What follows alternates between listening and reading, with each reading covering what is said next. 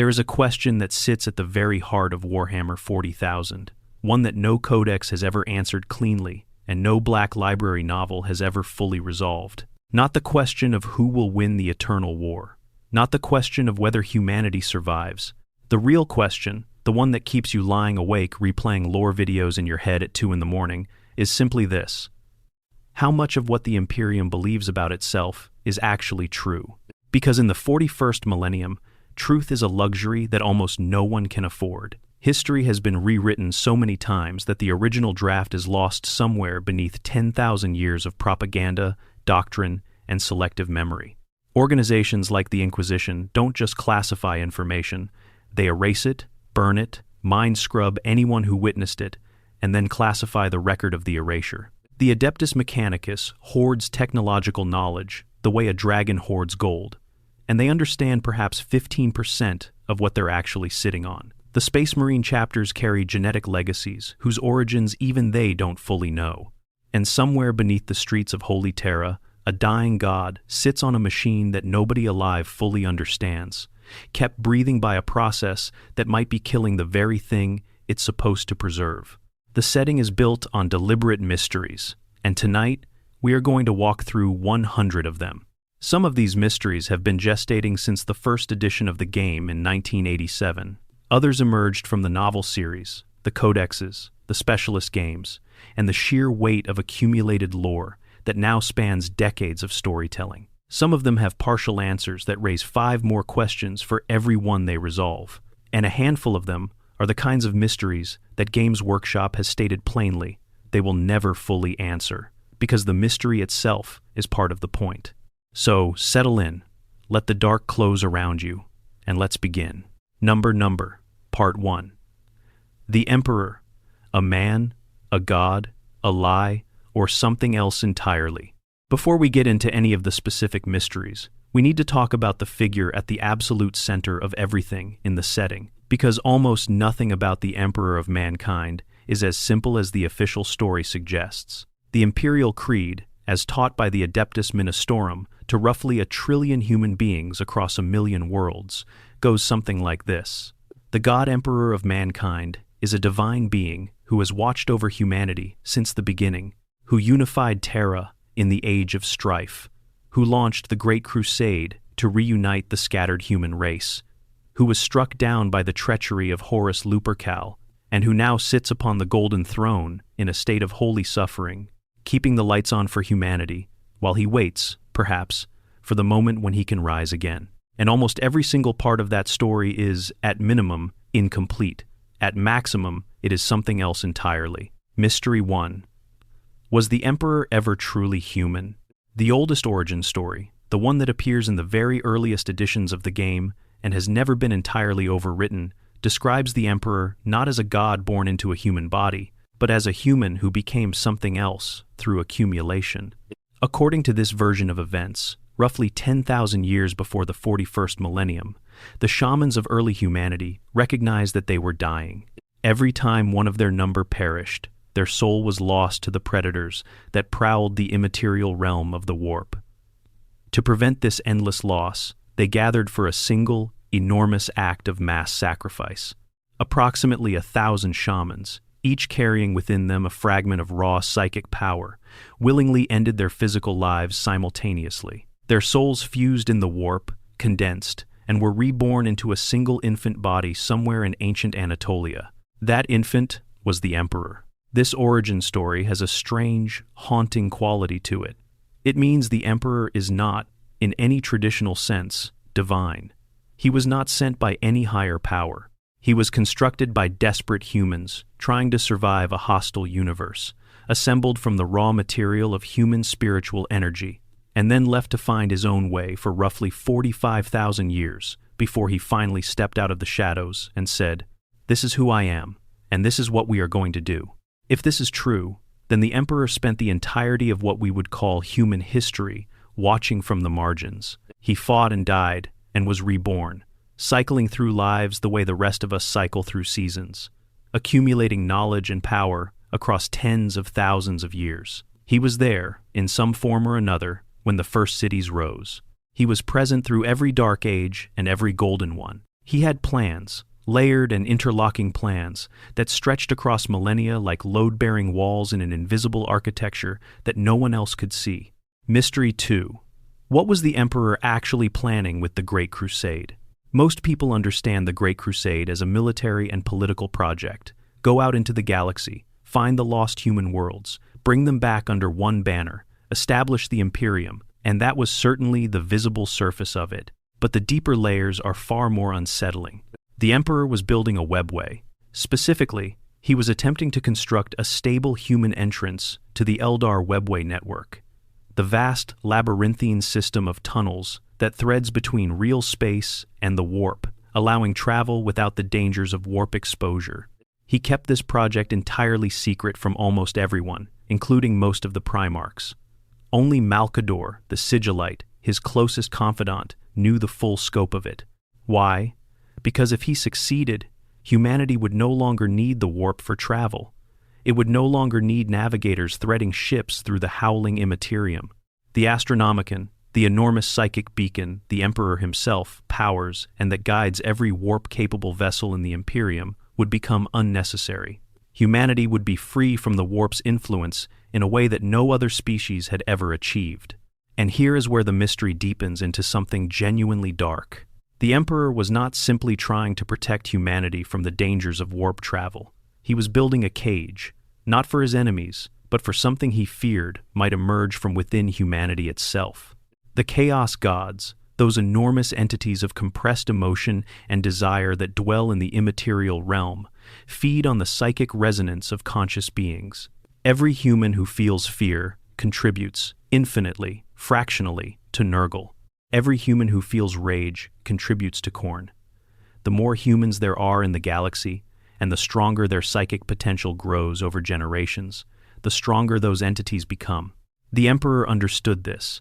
He understood it more clearly than almost anyone else in history has ever understood it. And his Webway project was, at its core, a gambit to remove humanity from the warp's reach before the Chaos Gods could fully awaken to what humanity was becoming. He failed. Magnus the Red, the Primarch of the Thousand Suns, shattered the wards protecting the Emperor's secret project beneath the Imperial Palace in a single, ill-judged psychic sending. Demons flooded in. The project was ruined. The Emperor had to abandon his great design and take up permanent residence on the Golden Throne, not to achieve his vision, but simply to hold the breach shut so the Imperial Palace wasn't swallowed by the warp overnight. Mystery 3. Is the Emperor alive, dead, or something that has no name? This is the central mystery. Everything else orbits it. The official position of the Imperium is that the Emperor lives. He is in a state of holy suffering, sustained by the sacrifice of 1,000 psychers every single day, and his will reaches out across the galaxy to guide, protect, and preserve his people. This is what the Ministorum teaches. This is what billions of people believe, with absolute, unshakable conviction. But the novelist Dan Abnett, one of the most significant voices in the Black Library's history, has suggested something considerably stranger. In his telling, the Emperor's physical body is dead. It has been dead for 10,000 years. What remains on the Golden Throne is not a man in a coma or a man in agony. It is something closer to a process. The Emperor's consciousness, stripped of its physical housing, exists now as an entity of the warp, a presence of enormous psychic magnitude that continues to operate through the machinery of the Golden Throne and the sacrifice of souls that feeds it. If this reading is correct, then the Emperor is not waiting to be healed. He cannot be healed. The machine is not keeping him alive. It is preventing his soul from dispersing entirely into the immaterium. Every psyker sacrificed is not sustaining his body. They are sustaining his presence, feeding energy into a psychic fire that was already consuming its original fuel 10 millennia ago. And here is where the horror truly sets in. If the Emperor's consciousness persists in the warp, then he is aware. He perceives. He experiences time passing in whatever strange, compressed, non-linear way the warp permits. He has been aware, in some form, for 10,000 years, unable to speak clearly, unable to act directly, unable to do anything but watch through whatever limited channels remain available to him, while his Imperium careens forward in a direction that would horrify him if he could still be horrified. The imperial creed says, the emperor protects. The question no Ministorum priest is allowed to ask aloud is whether the emperor, in any meaningful sense, still knows what protection means. Mystery 4. Why did the emperor create the Space Marines in the way he did? The Space Marines are the emperor's ultimate military instrument, that much is clear. 20 legions of genetically engineered superhuman warriors, each drawn from the genetic template of a specific Primarch, each shaped to embody a particular aspect of martial or strategic excellence. But here is the question that the Horus Heresy series has never fully answered. Why were the Primarchs designed to be so emotionally volatile? Why were their gene gifts so often paired with catastrophic flaws? Angron was driven to uncontrollable rage by the butcher's nails hammered into his skull. Fulgrim's drive toward perfection became an insatiable hunger that left him hollow. Conrad Kurz was granted prophetic visions of darkness that eventually consumed him entirely. One theory, and this is a theory rather than confirmed canon, holds that the Primarchs were not purely military tools. They were experiments in channeling psychic energy. The Emperor, who understood the warp more deeply than anyone, may have been using his sons as elaborate lightning rods designed to capture, focus, and redirect the kinds of psychic energies that would otherwise flow directly into the Chaos God's domain. Their flaws were not bugs, they were features, designed pressure valves in a system whose true purpose none of the Primarchs ever fully understood. If this theory is correct, then the Horus Heresy was not simply a betrayal, it was a catastrophic failure of the entire system. The lightning rods didn't hold, the pressure built beyond what the design could contain, and 9 of the Emperor's 20 sons shattered under the strain. Mystery 5. What did the Emperor say to Horus in those final moments? In the final confrontation on the bridge of Horus's flagship, the Vengeful Spirit, the Emperor fought and ultimately destroyed his most beloved son. But before the killing blow was struck, according to scattered references in the lore, there was a moment, a pause. Something passed between father and son in the space where war had been. No one present survived to record it accurately. Sanguinius was dead. The custodians who retrieved the Emperor's body were too traumatized to give coherent testimony. Horus himself was destroyed utterly. His soul burned from existence so completely that not even the warp retained an echo of him. What did the Emperor say? Did he plead? Did he offer forgiveness? Did he explain, finally, the plan that he had never shared with any of his sons? Or did he say nothing at all? Some accounts suggest the Emperor wept. Others suggest he was beyond weeping by that point, that whatever remained of the human man within the immortal being was already so damaged that grief itself was no longer accessible to him. We will never know. Games Workshop has shown no inclination to answer this question, and honestly, that is the correct decision. Some silences are more meaningful than any words could be. Mystery 6. Does the Emperor still dream? There are scattered reports, mostly from inquisitorial files, sealed at the highest clearance levels, of individuals across the galaxy who claim to have received direct communication from the Emperor himself. Not the vague, interpretable impressions that form the basis of most religious experience in the Imperium. Not the guidance of the Emperor's tarot, which is real but indirect, direct contact. Words, or something that functions like words. Clear purpose. Specific instruction. Some of these individuals turn out to be agents of chaos, using the appearance of divine mandate to advance their master's goals. Some are clearly deranged, but some of them are not. Some of them are tested by the Inquisition and found to be speaking truths they could not possibly have arrived at through any other means. Is the Emperor still capable of reaching out? Does he still, somewhere in whatever remains of his consciousness, dream of the galaxy he was trying to build? And if he does, what does that galaxy look like to him now, after 10,000 years of watching his vision corrupted into something he would barely recognize? Before we move to our next section, drop a comment letting me know where in the world you're watching from and what time it is there. Something about sitting in the dark with lore like this, knowing that there are people doing exactly the same thing in Tokyo and Texas and Edinburgh and Buenos Aires, makes the whole thing feel a little less lonely. And if you haven't subscribed yet, now would be an excellent moment. There is a great deal more darkness ahead of us tonight, and you won't want to miss a single step of it. Number Part 2. The two missing legions, the secret that even the Emperor buried. Of all the mysteries in Warhammer 40,000 that Games Workshop has officially stated they will never solve, this is the one that the community refuses, absolutely refuses, to let go of. 20 Primarchs were created. 20 Space Marine legions were built around them. 18 of them, whether loyalist or traitor, are fully documented, named, and accounted for in the lore. 2 are not. The 2nd Legion and the 11th Legion have been erased from Imperial history so completely that even the other Primarchs who met their brothers have had their memories of those encounters suppressed. The legions themselves were dissolved, their surviving warriors absorbed into other chapters, their heraldry stripped, their records purged. Even the designations are skipped over. When you list the 20 legions, you go from the first Dark Angels to the third Emperor's children, jumping the second as if it simply never existed. Mystery 7. What did the second Primarch do? In the 2013 art book, Visions of Heresy, artist Alan Bly provided the only real visual clue. The file for the second Primarch is labeled simply as File Not Found, not censored, not redacted, not classified, File Not Found, as if the records themselves had been deleted rather than sealed. This is a subtle but important distinction.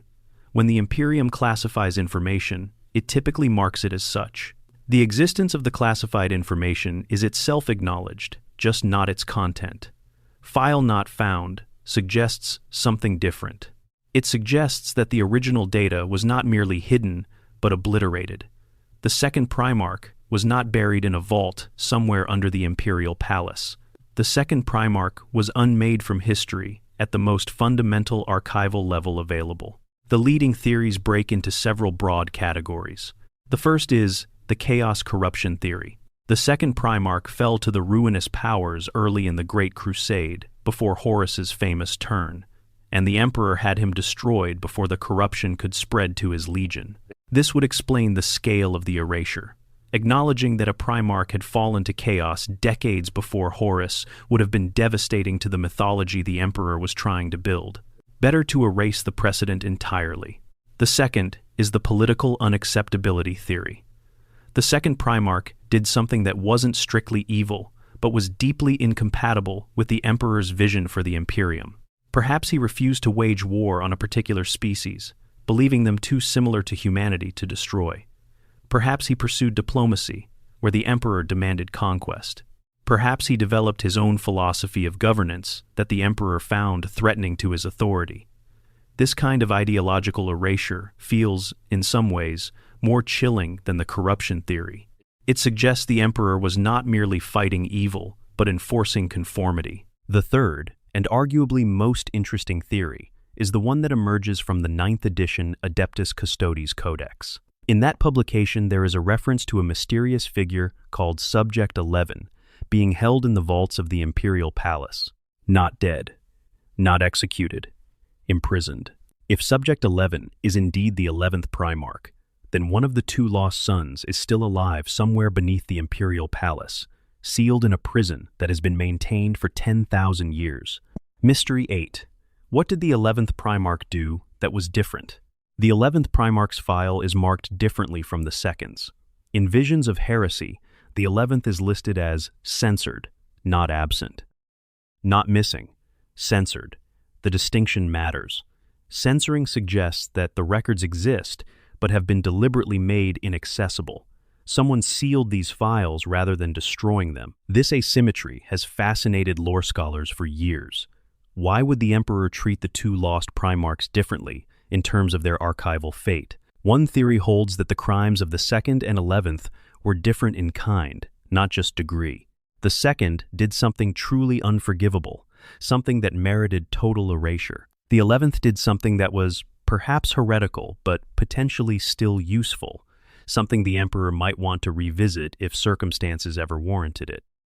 Some fan theories suggest the 11th Primarch was the first to attempt something that would later become associated with other figures, reconciling with Xeno species, establishing contact with alien minds on something approaching equal terms. Others suggest the 11th was executed not for corruption, but for discovering something about the Emperor's true nature, something the Emperor could not allow to be known. Mystery 9. Were the Lost Legions destroyed in the Rangdan Genocides? The Rangdan Genocides are one of the most underexplored major conflicts in Warhammer 40,000's history. These were a series of devastating wars in the early years of the Great Crusade against a race known as the Rangda, a xenospecies so dangerous that the Imperium suppressed almost all information about them. The casualties were catastrophic. Several Imperial army groups were annihilated. The First Legion, the Dark Angels, took losses so severe that it took them decades to recover. There are hints in the lore that entire Space Marine legions were effectively destroyed during this conflict. And some scholars have suggested that both the 2nd and 11th Legions died in the Rangdan Genocides, their Primarchs falling in battle against enemies so horrifying that even acknowledging their existence would break the morale of the Imperium. The appeal of this theory is that it removes the moral dimension entirely. The lost Primarchs didn't betray the Emperor. They didn't fall to chaos or commit some unforgivable heresy. They simply died fighting a war so terrible that the Imperium buried the whole thing rather than let the story be told. Their erasure was not punishment but mercy, a way of hiding a defeat so total that no legend of heroism could adequately frame it. Games Workshop creator Rick Priestley has stated publicly that the Lost Legions were invented specifically to preserve mystery in the lore, to give players and writers a place where official history simply doesn't reach. He has said the intention was never to reveal the truth. The mystery itself was the point, but the lore has grown so elaborate around these absences that even that stated intention has become part of the mystery. Because a galaxy where even the architects of the setting leave blank spaces in the history is a galaxy that feels genuinely unknowable. And that unknowability is, perhaps, the truest thing about the 41st millennium. Mystery 10. Do any descendants of the Lost Legions still exist? This is where things get genuinely interesting. The surviving warriors of the 2nd and 11th Legions were absorbed into other chapters, primarily the Ultramarines and the Imperial Fists, according to various sources. Their individual identities were suppressed, their memories of their original Primarchs apparently subjected to some form of psychic or chemical alteration. But Geneseed doesn't lie.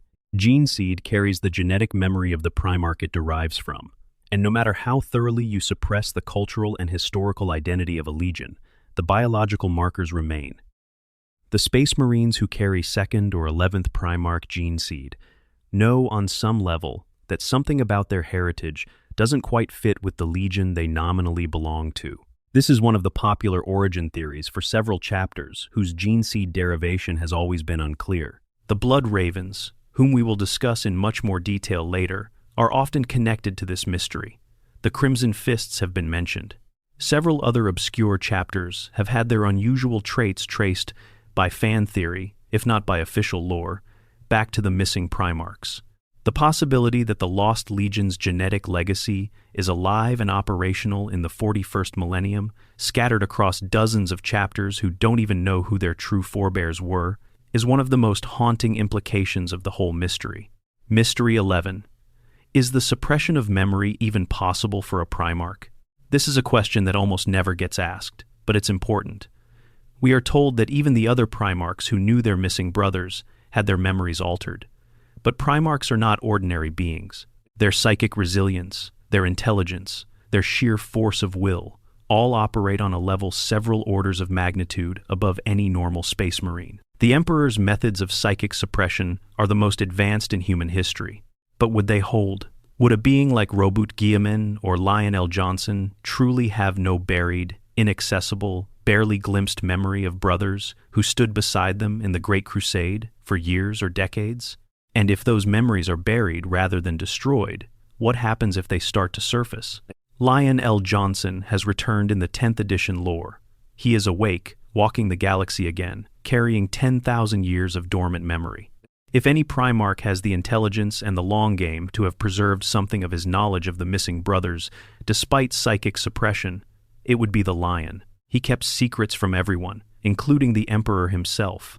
The idea that the Lion's subconscious simply forgot something and never noticed is difficult to credit. What the Lion knows, and what he may eventually tell, is one of the most anticipated potential revelations in the current state of the setting. Part 3. The Golden Throne, the Failing Machine, and the Death, the Imperium cannot name.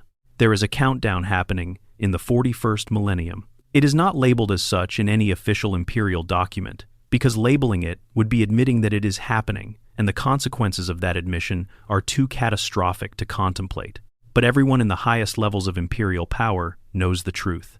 The Golden Throne is failing. Mystery 12. What is the Golden Throne actually for? Most people understand the Golden Throne as the life support system, keeping the Emperor's body functional. But that understanding is incomplete. The Golden Throne was not built to be a life support system. It was built for something else entirely. The core of the device was discovered by the Emperor during the Unification Wars, buried deep in the deserts of Central Asia, beneath a landscape that would eventually become the foundations of the Imperial Palace. Its origin belongs to the Dark Age of technology, that era of advanced human civilization that predates the Age of Strife. Who built it and precisely why is uncertain.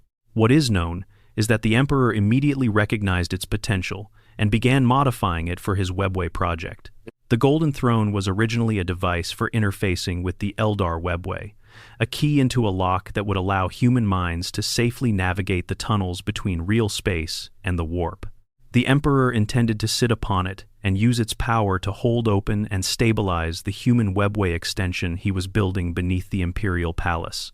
When Magnus shattered the wards and daemons flooded in, the Emperor had to use the throne not to open the webway, but to seal the breach. He was using the wrong tool for an emergency job, and that mismatch has been compounding for 10,000 years.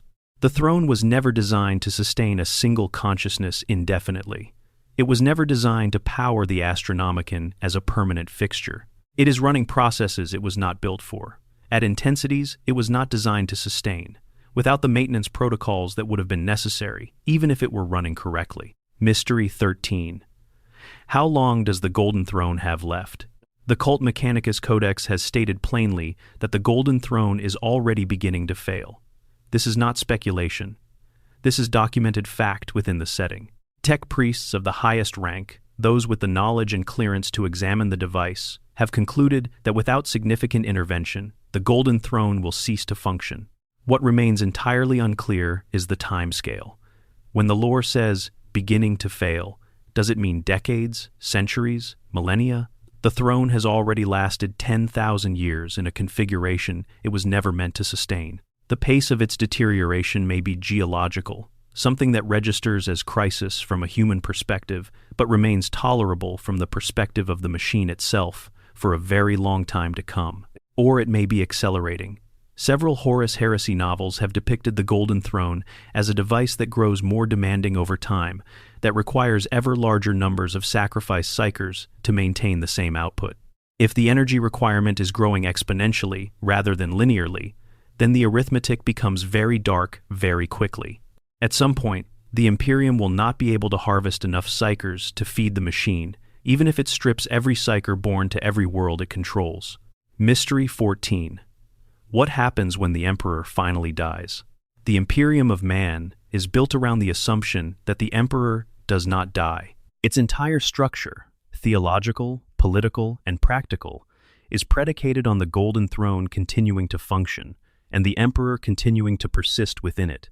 The Astronomicon, without which warp travel across most of the galaxy becomes impossible, depends on the Emperor's presence. The psychic wards that protect the Imperial Palace from demonic incursion depend on his will. The sense of divine purpose that keeps billions of people fighting against impossible odds depends on the belief that he is still there. Remove any one of those, and the cascading consequences are severe. Remove all of them simultaneously, which is what happens if the Emperor dies and the throne fails, and the results are genuinely apocalyptic. Some scholars within the setting believe the Emperor's death would not simply extinguish these functions. They believe it would trigger something far more dramatic. The Emperor's soul, that vast reservoir of psychic energy that has been accumulating since his rebirth from the mass sacrifice of the ancient shamans, would be released all at once into the warp. And the sheer magnitude of that release would have consequences that dwarf anything the galaxy has seen since the fall of the Eldar. Some believe it would destroy the Chaos Gods. Others believe it would simply feed them, giving Tzeentch or Khorne or one of their peers an infusion of power so vast that they would become effectively invincible. And a third school of thought, the one we will explore in much more detail later, believes the Emperor's death is not an ending, but a transformation, the final step in a process that has been unfolding since the moment of his wounding 10,000 years ago. Mystery 15. Has the Emperor been trying to communicate? There is a series of incidents spread across the broader lore, appearing in various novels and codexes in forms that are usually dismissed as coincidence or misinterpretation that suggest the Emperor is not as passive as his condition implies.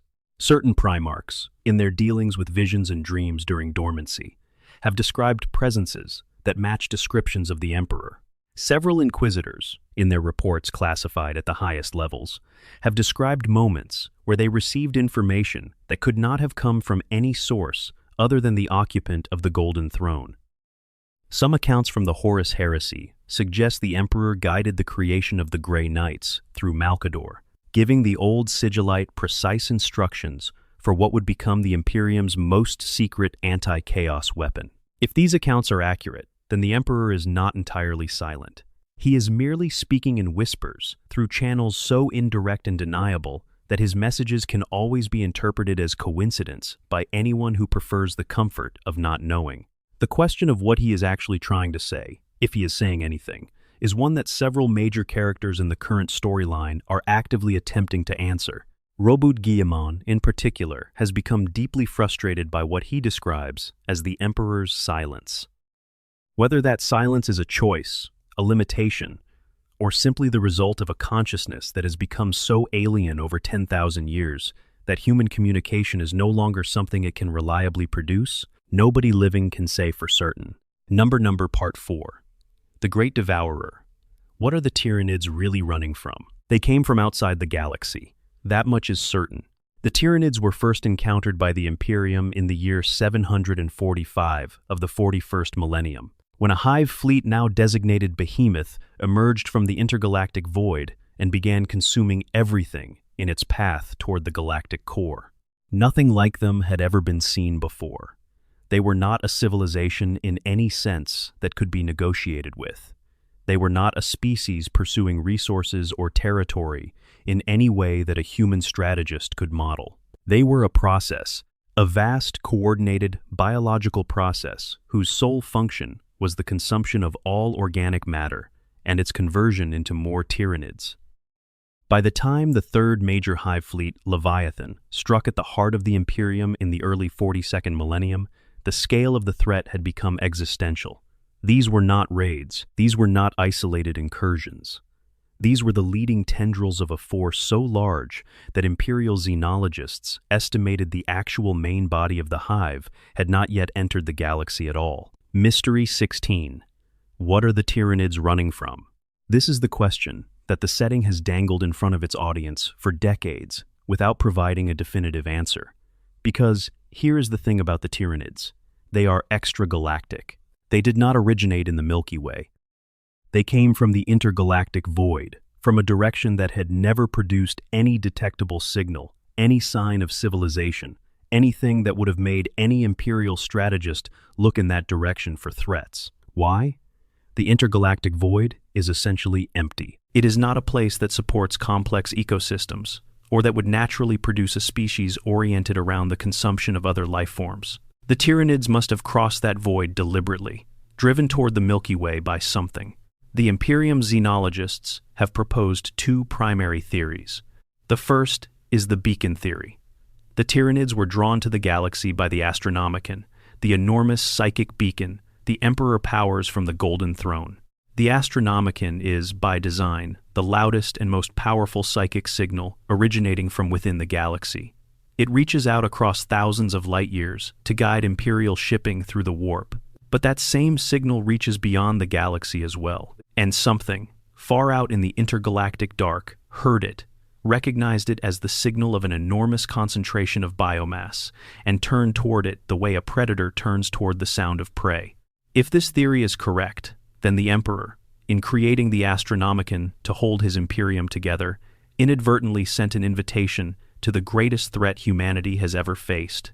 The light that guides Imperial ships is the same light that guided the Great Devourer to humanity's door. The second theory is considerably darker. It suggests the Tyranids are not hunters, but refugees. They are not crossing the intergalactic void in search of prey. They are crossing it in flight from something that made even the Great Devourer run. Mystery 17. What could possibly threaten the Tyranid hive mind? The hive mind is not a being you outthink. It is not a being you outmaneuver. It is a gestalt consciousness composed of literally trillions of organisms spread across multiple hive fleets, coordinating on an instantaneous scale across distances that make the Imperium's Vox network look like shouting between houses. The hive mind adapts. It processes new information faster than any other intelligence in the setting. If it encounters a defense that works against it once, it will not make the same mistake a second time. Something made the Tyranids run from where they came from. Something made the most perfectly designed predatory intelligence in the known galaxy turn its back on whatever it was consuming in the Andromeda cluster or wherever it originated, and send its fleets plunging across the void toward a destination it could only have been attracted to rather than arriving at by accident. Some theorists within the setting have proposed that whatever the Tyranids are fleeing is what caused them to become what they are. That the hive mind was not always a predatory intelligence, but was perhaps, at some earlier stage in its development, something different. Something that encountered a threat so overwhelming that it was forced to evolve its predatory nature as a survival mechanism rather than as an inherent characteristic. That the galaxy-consuming biological engine we see today is the result of a species that survived something incomprehensible by becoming the most efficient consuming machine possible.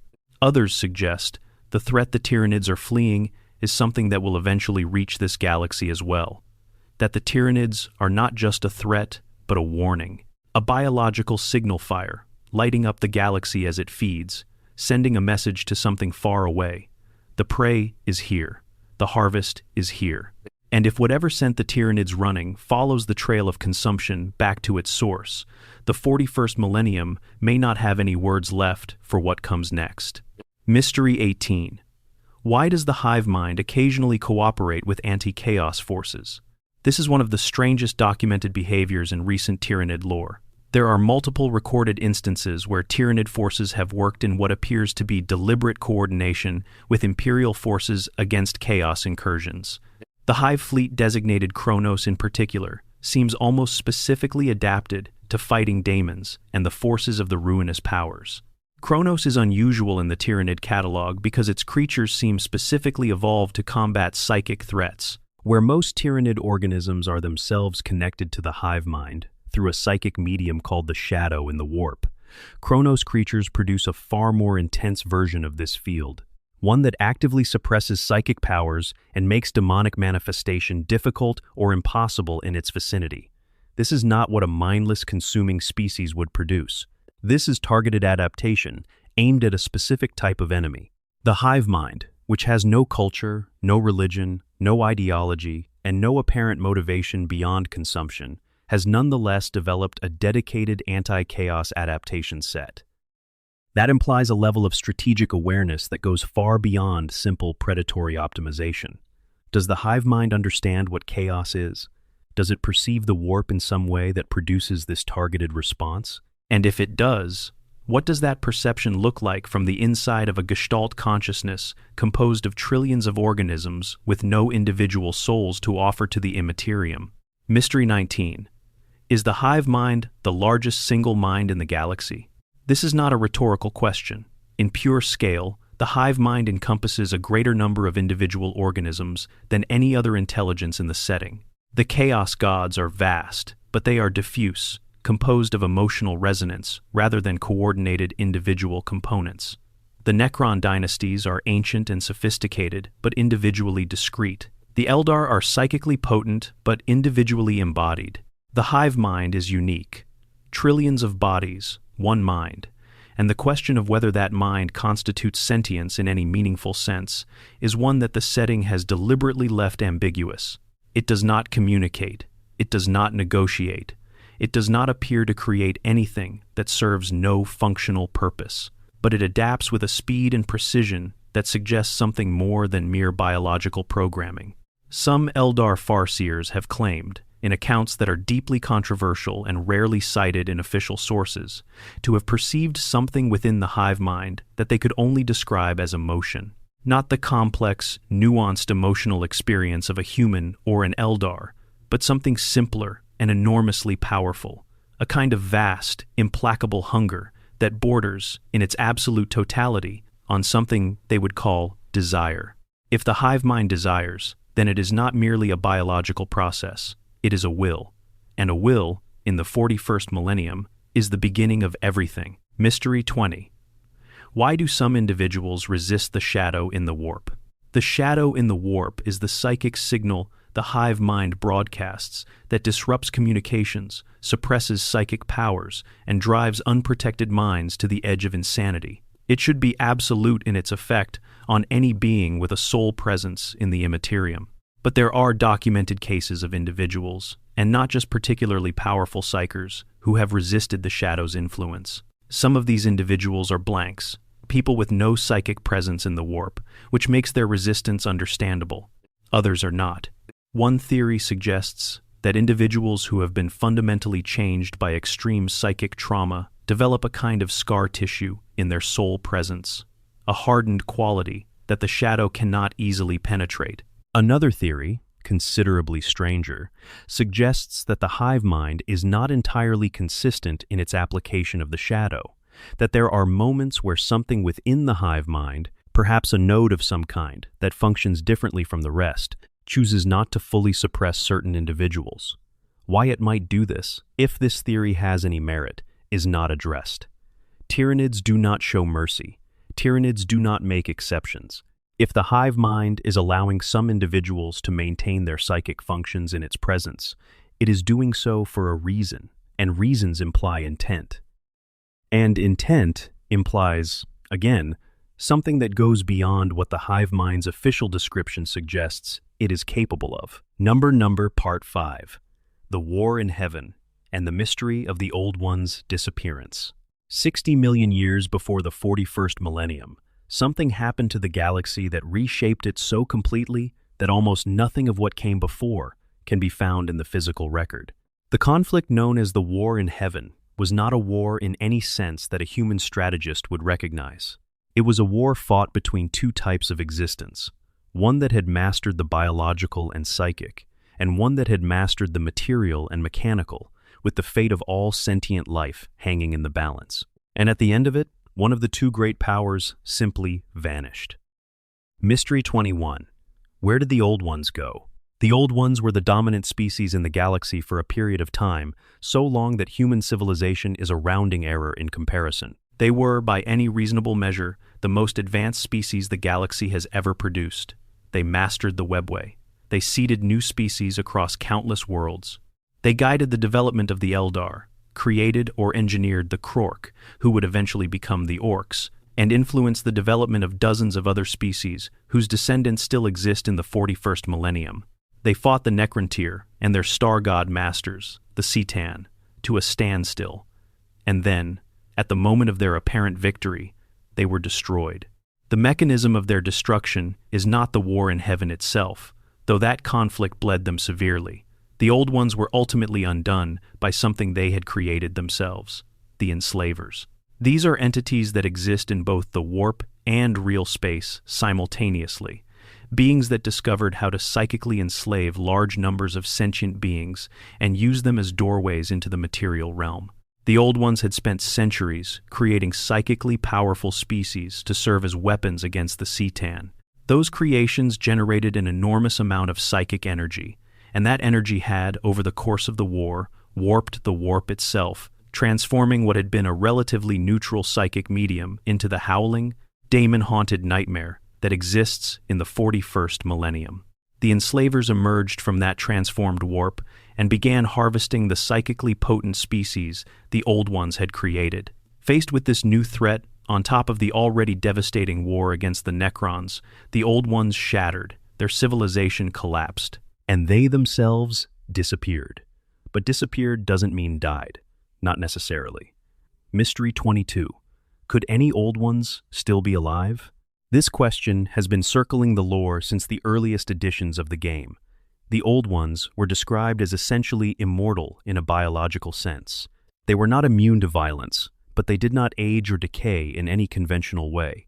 Their civilization was destroyed, but destruction of civilization and extinction of species are not the same thing. Some theorists have pointed to the slant of Warhammer fantasy, and to a lesser extent, certain reptilian races that occasionally appear in 40K lore, as possible devolved descendants of the Old Ones.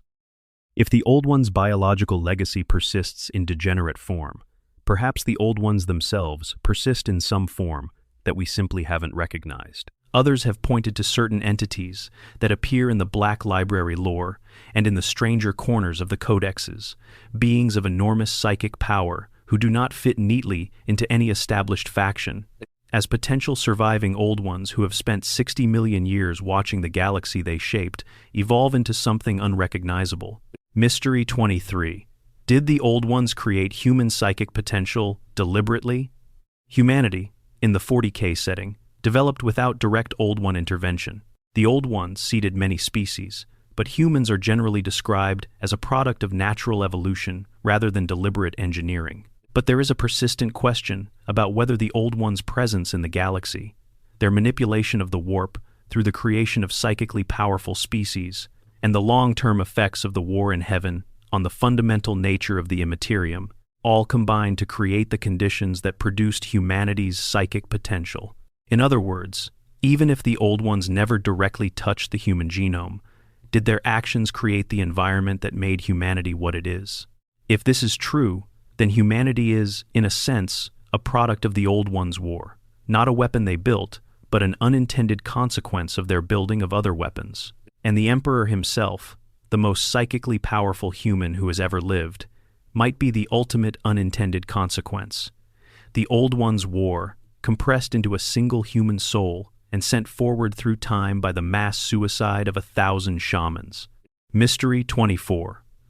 What actually happened to the Cetan? The Cetan are described in the lore as being shattered into fragments following the war in heaven. After the Necrons turned against their star god masters, they broke the Cetan apart using incredibly powerful phase weapons, reducing each godlike entity into thousands of shards.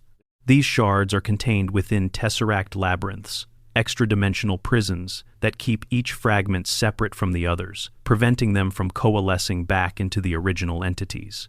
Except that the shattering of a Cetan is not described as death. These are beings composed of living star energy. They do not die in any conventional sense.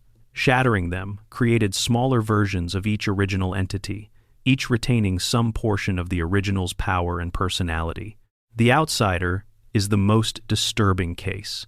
One of the original Cetan, it began consuming its fellow star gods when the Necrons' food supply, the living energy of organic beings, became insufficient. The Outsider went mad from what it consumed, absorbing alien thoughts and alien perspectives until its own identity fragmented under the weight of what it had eaten. It was eventually shattered like the others, but its shards, even more than those of other Cetan, are described as completely, unreachably insane. Things that exist simultaneously in multiple states of being, that perceive reality in ways no organic mind can model, that cause madness and fundamental cognitive disintegration in any being that encounters them.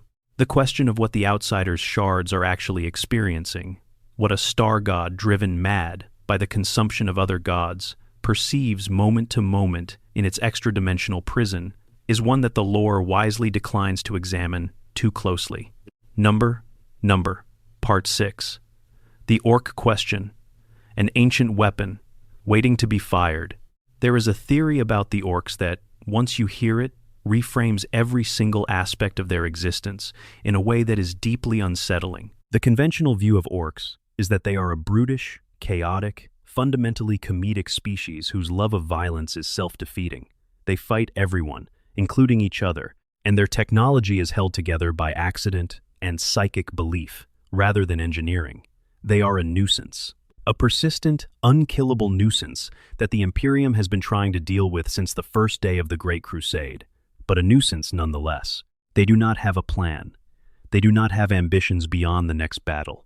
They are, at their core, a species that loves fighting more than it loves winning. But the theory says something different. The theory says the orcs are not a nuisance. They are a weapon that was built 60 million years ago and is still functioning. And if it was ever fully activated, it would be the most destructive force in the galaxy. Mystery 25. Were the orcs actually created to kill everything? The modern understanding of orc origins, as presented in the most recent codexes, describes the orcs as the Krork, a warrior species engineered by the Old Ones, specifically for the war in heaven against the Necrontyr and their Citan masters. The evidence supports this almost unambiguously. The complete absence of any evolutionary path in orc biology, the impossibly perfect integration of their fungal ecosystem, the fact that they are born already, knowing how to fight, and how to build the weapons they need to do it, all of this points to deliberate engineering rather than natural selection. The Old Ones were the greatest bioengineers in galactic history. When they designed a warrior species, they designed it to win. And what they designed was a species that loves war with such absolute and total passion that it can never be bred, negotiated, or shamed out of fighting. A species that spreads its genetic material through spores, meaning that every single orc death plants seeds for the next generation. A species whose technology functions more reliably as more orcs believe it will work, meaning that large orc forces are, in a very literal sense, bending the laws of physics toward their preferred outcome. The Krork, as the Old Ones designed them, were apparently much larger and more powerful than the orcs we see today. Some sources suggest they were enormous, potentially standing several times the height of a modern orc war boss, and that their psychic field, the collective phenomena the orcs call their communal battle cry, was proportionally more powerful. The modern orc may be a degenerated version of the original design, reduced in size and coherence over 60 million years without the Old One's guidance. Mystery 26. What would happen if the orcs united? This question is asked in-universe occasionally, usually by very worried Imperial strategists who have just received reports about an unusually large gathering of orc warbands. The answer, as far as anyone has been able to determine, is that it would be very bad. A lone orc is dangerous. A warband is a serious military threat. A horde is a planetary extinction event. A full crusade is capable of overwhelming entire systems. And the concept of an orc empire, every single orc in the galaxy, united under a single warboss of sufficient size and power, is the kind of thought that causes senior inquisitors to stare at ceiling tiles at 3 a.m. The orc's psychic field grows stronger as they gather in larger numbers. Their technology becomes more reliable. Their individual fighters become larger and more dangerous, stimulated by proximity to other orcs into physical growth that the species' biology links directly to social dominance. A large enough gathering of orcs would, in theory, produce a psychic field of such magnitude that it would begin to have measurable effects on nearby warp space. The Big Wah theory, as it is called, holds that if a single orc ever managed to unite the entire species, the resulting psychic phenomenon would essentially be a god, not metaphorically. An actual entity of the Imperium, born from the combined belief and desire of every orc in the galaxy, probably corresponding loosely to the orc deities Gork and Mork. Mystery 27. Are Gork and Mork real? The orcs have 2 gods. Gork is brutal but cunning. Mork is cunning but brutal. The distinction between them is the kind of thing that orc philosophers, if there were such creatures, would debate endlessly. The orcs themselves argue about which god is which with tremendous enthusiasm and complete intractability. The evidence that these entities are real, in whatever sense a warp entity can be said to be real, is actually fairly substantial. The orc psychic field clearly does something, creates effects that cannot be explained by any physical mechanism that doesn't involve the Imperium. Orc weird boys, the most psychically active orcs, clearly channel something, and the effects they produce are genuinely demonic in character, even if the entities involved look nothing like the daemons of the established chaos powers. If Gork and Mork exist as warp entities, they are very different from the chaos gods. They are not fed by specific emotions. They are fed by fighting, by the sheer joy of violence that is the defining characteristic of orc existence. And they are, in terms of their relationship with their worshippers, considerably more reciprocal than the chaos gods. The chaos gods take, they seduce and corrupt and ultimately consume. Gork and Mork, if they are real, seem to genuinely enjoy the orcs and encourage more fighting, specifically because more fighting is more fun for everyone involved. The theological implications of gods who actually enjoy their worshippers are, in the grim darkness of the 41st millennium, somewhat refreshing. Mystery 28. Can an orc become a psyker without becoming a weird boy? Weird boys are the orcs, who channel the species' collective psychic field most directly. They tend to be nervous, twitchy, vaguely haunted creatures who spend most of their time trying to bleed off the excess psychic energy before it builds up enough to cause an involuntary explosion. They are the release valve for a species that is constantly, collectively generating psychic power. But if the orc psychic field is powerful enough, individual orcs might develop more controlled psychic abilities, things that look less like the chaotic discharge of a weird boy and more like the deliberate power usage of a human psyker. There are occasional references in the lore to orcs who seem to have intuitive tactical knowledge that goes beyond experience, or who appear to have precognitive awareness of enemy movements. Whether this is the orc equivalent of psychic ability, or simply the result of creatures with genetically encoded battle knowledge functioning at their design parameters, is never entirely clear. Number, Part 7. Blood Ravens, Fallen Chapters, and the Gene Seed Secrets. The Blood Ravens are a mystery wrapped in another mystery, and then left in a library that nobody is quite sure how to classify.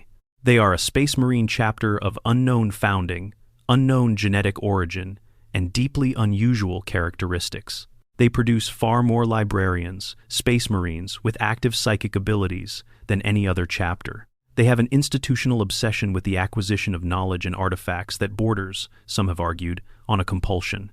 Their history before a certain point is fragmentary and deliberately obscure in a way that suggests active erasure rather than the simple passage of time. Mystery 29. Whose gene seed do the Blood Ravens actually carry?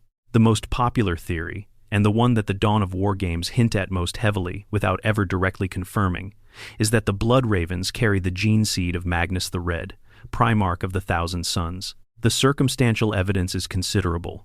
Magnus was the most psychically powerful of all the Primarchs. His legion, before its transformation and fall to chaos, was organized around the cult psychic disciplines, groups of warriors who specialized in developing and applying psychic power. The Thousand Sons produced far more psychers per unit than any other legion. They were characterized by a relentless hunger for knowledge and a tendency to accumulate ancient lore and artifacts. The Blood Ravens check every single one of those boxes. They are, in temperament and capability, essentially what the Thousand Sons might have been if Magnus had not made his catastrophic choices and if the Legion had not been shattered at Prospero and transformed into Chaos Marines. The theory holds that, in the aftermath of the burning of Prospero, some group of Thousand Sons loyalists, warriors who had not followed Magnus into his bargains with Chaos, somehow survived. They recovered what gene seed they could, hid themselves and their chapter's founding materials, and eventually established themselves as the Blood Ravens under a falsified origin story, knowing that a chapter visibly derived from a Chaos Legion's Primarch would be hunted and destroyed. If this is true, then the Blood Ravens are carrying a secret that would get them executed. The Inquisition does not look kindly on chapters derived from traitor gene seed, regardless of how loyally they have served the Imperium.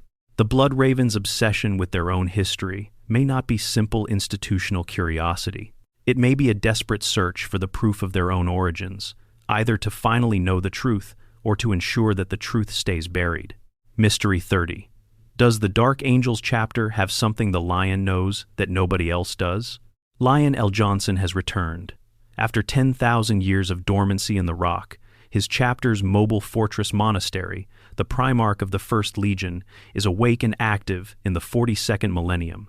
He is moving with purpose, pursuing objectives that he has not fully explained to anyone, including his own chapter. The Dark Angels have always been defined by their secret, the Fallen, those members of the Legion who sided with Luther against the Lion in the civil war on Caliban 10,000 years ago, who were scattered through time and space by the warp storm that destroyed their homeworld, and who must be found and made to repent before the Dark Angels can consider their shame cleansed. This secret has shaped everything about the chapter for 10,000 years. But the Lion knows something larger, The lion is one of the most intelligent beings in the setting, a strategist who was always playing games 3 moves deeper than anyone around him could see. He kept secrets from his own legion. He kept secrets from the Emperor. He was, and remains, someone who collects information and distributes it only when the timing is exactly right. The question is not whether the lion has information that would change the setting significantly. The question is when he is going to reveal it, to whom, and what he plans to do with the resulting disruption to every power structure that has been built around his absence. Mystery 31. Are there other chapters with hidden loyalist traitor gene seed? The Blood Ravens are the most famous example. But if the theory about loyalists surviving the heresy with traitor gene seed is correct, there is no particular reason to assume they are unique. The Horus heresy was a galaxy-wide civil war that lasted years. There were battles fought in dozens of star systems simultaneously. In that kind of chaos, small groups of warriors could be separated from their primarchs, could make different choices than their brothers, could survive in ways that the official histories don't record, because nobody was keeping careful records in the middle of an apocalypse. There are several other chapters with unusual traits, high psyker rates, unusual tactical doctrines, physical characteristics that don't match their supposed genetic origin, that fit patterns similar to the Blood Ravens situation. None of them are as openly discussed in the lore as the Blood Ravens, but the possibility is there. The Inquisition is certainly aware of this possibility. Some Ordo Hereticus branches maintain extensive programs of gene seed testing, specifically designed to identify chapters whose stated origin does not match their actual biological heritage. The results of these programs, if they exist, are classified at a level that makes normal inquisitorial secrets look like publicly posted notices. Number. Part 8. The Nature of Chaos. The Warp, the Fifth God, and whether the ruinous powers can ever be stopped. The Chaos Gods are not simple villains. They are not malevolent by design, by choice, or even, strictly speaking, by nature. They are malevolent by function. They are what they are because the universe made them that way, because the emotions of sentient beings flow into the immaterium and coalesce into something enormous and self-perpetuating, and what they coalesce into is not warm or kind. Mystery 32. What was the warp before the Chaos Gods existed? This question is addressed briefly in the lore and never fully resolved. The established account goes something like this. Before the war in heaven, the warp existed, but was fundamentally different. It was a psychic medium, a mirror of the material universe, reflecting the emotional and mental states of living beings, but not dominated by any specific entity. Minor entities existed, analogous to the modern Chaos Gods, but far weaker and less defined. The war in heaven changed everything. The suffering, fear, and death of billions of living beings across millennia of conflict poured into the warp in quantities and intensities that had never been experienced before. The existing entities grew. New ones crystallized from the accumulated weight of specific emotions. The Chaos Gods, or the precursors of the Chaos Gods as we know them, emerged from this process, and the warp was never the same after. It became hostile, where it had once been merely indifferent. It became predatory, where it had once been passive. The demons that fill it today are not some ancient cosmic force that predates sentience. They are, in the most literal sense, creatures we made. The war in heaven made them. The billions of years of suffering, desire, fear, and rage that followed has fed them and made them more powerful with every passing moment. Mystery 33. Is there a fifth Chaos God? Malal, later renamed Malice in the official lore, is the most contentious topic in Warhammer's theological landscape. In the early editions of the game, a fifth Chaos power was described, an entity that embodied anarchy and self-destruction, that hated the other Chaos Gods as much as it hated everything else, and that turned its servants against Chaos itself as often as against the enemies of Chaos. The character was removed from official Warhammer canon due to copyright issues, but the idea never went away. In 40K lore, there are references to a fifth Chaos God that occasionally surfaces in fringe theological discussions and radical inquisitorial theories. The entity most often named is Malice, a being that represents nihilistic destruction without purpose or allegiance. The intriguing thing about a fifth chaos god is the question of what it would be composed of. The four established gods emerged from specific emotional categories: desire and pleasure for Slaanesh, despair and decay for Nurgle, bloodlust and anger for Khorne, ambition and manipulation for Tsienchek. What emotion hasn't been claimed? What aspect of the living experience is not already represented in the four? The answer that most theorists settle on is this: self-destruction, the desire to unmake not just others, but oneself. The urge toward oblivion that doesn't even have the satisfaction of Nurgle's acceptance of decay, but simply wants things, including the wanting itself, to stop. Whether such an entity exists in any coherent form in the setting is deliberately left ambiguous. But the Inquisitors who study chaos closely enough to have opinions on the matter are divided, and the divided ones are, almost without exception, the ones who have studied it the longest. Mystery 34. Can the Chaos Gods die? This question has a canonical answer that is simultaneously reassuring and utterly terrifying. No, not permanently, not in any conventional sense.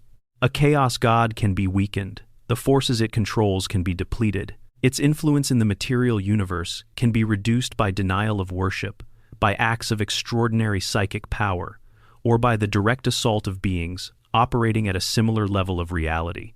But destroying a Chaos God in any final sense would require doing something to the Imperium itself, fundamentally altering the nature of the psychic medium in which these entities exist. The only beings ever described as having the potential to accomplish something like this are the Emperor of Mankind, the fully awakened Ynid, and potentially the Star Child, all of which we will discuss in detail. But the question of whether any of these beings could actually achieve the permanent destruction of a Chaos God, or whether the best they could hope for is a reduction to powerlessness, is never answered. The implication that haunts the setting is that the Chaos Gods may be functionally immortal as long as sentient beings exist to generate the emotions that sustain them. To kill Khorne, you would need to eliminate every instance of anger from the universe. To kill Nurgle, you would need to eliminate despair. And those are not just impossible objectives. They are, in a universe of conscious beings, incoherent ones. Anger and despair are not bugs in the software of sentient minds. They are features. Mystery 35.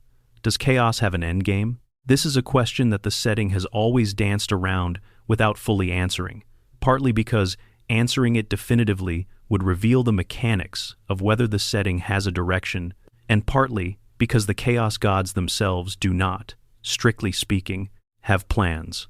Individual agents of chaos have plans. Tzeentch has plans within plans within plans. Specific demon princes and Chaos Space Marine warlords have objectives and strategies. But the Chaos Gods themselves are not strategic entities in the way that an Inquisitor or a Primarch is a strategic entity.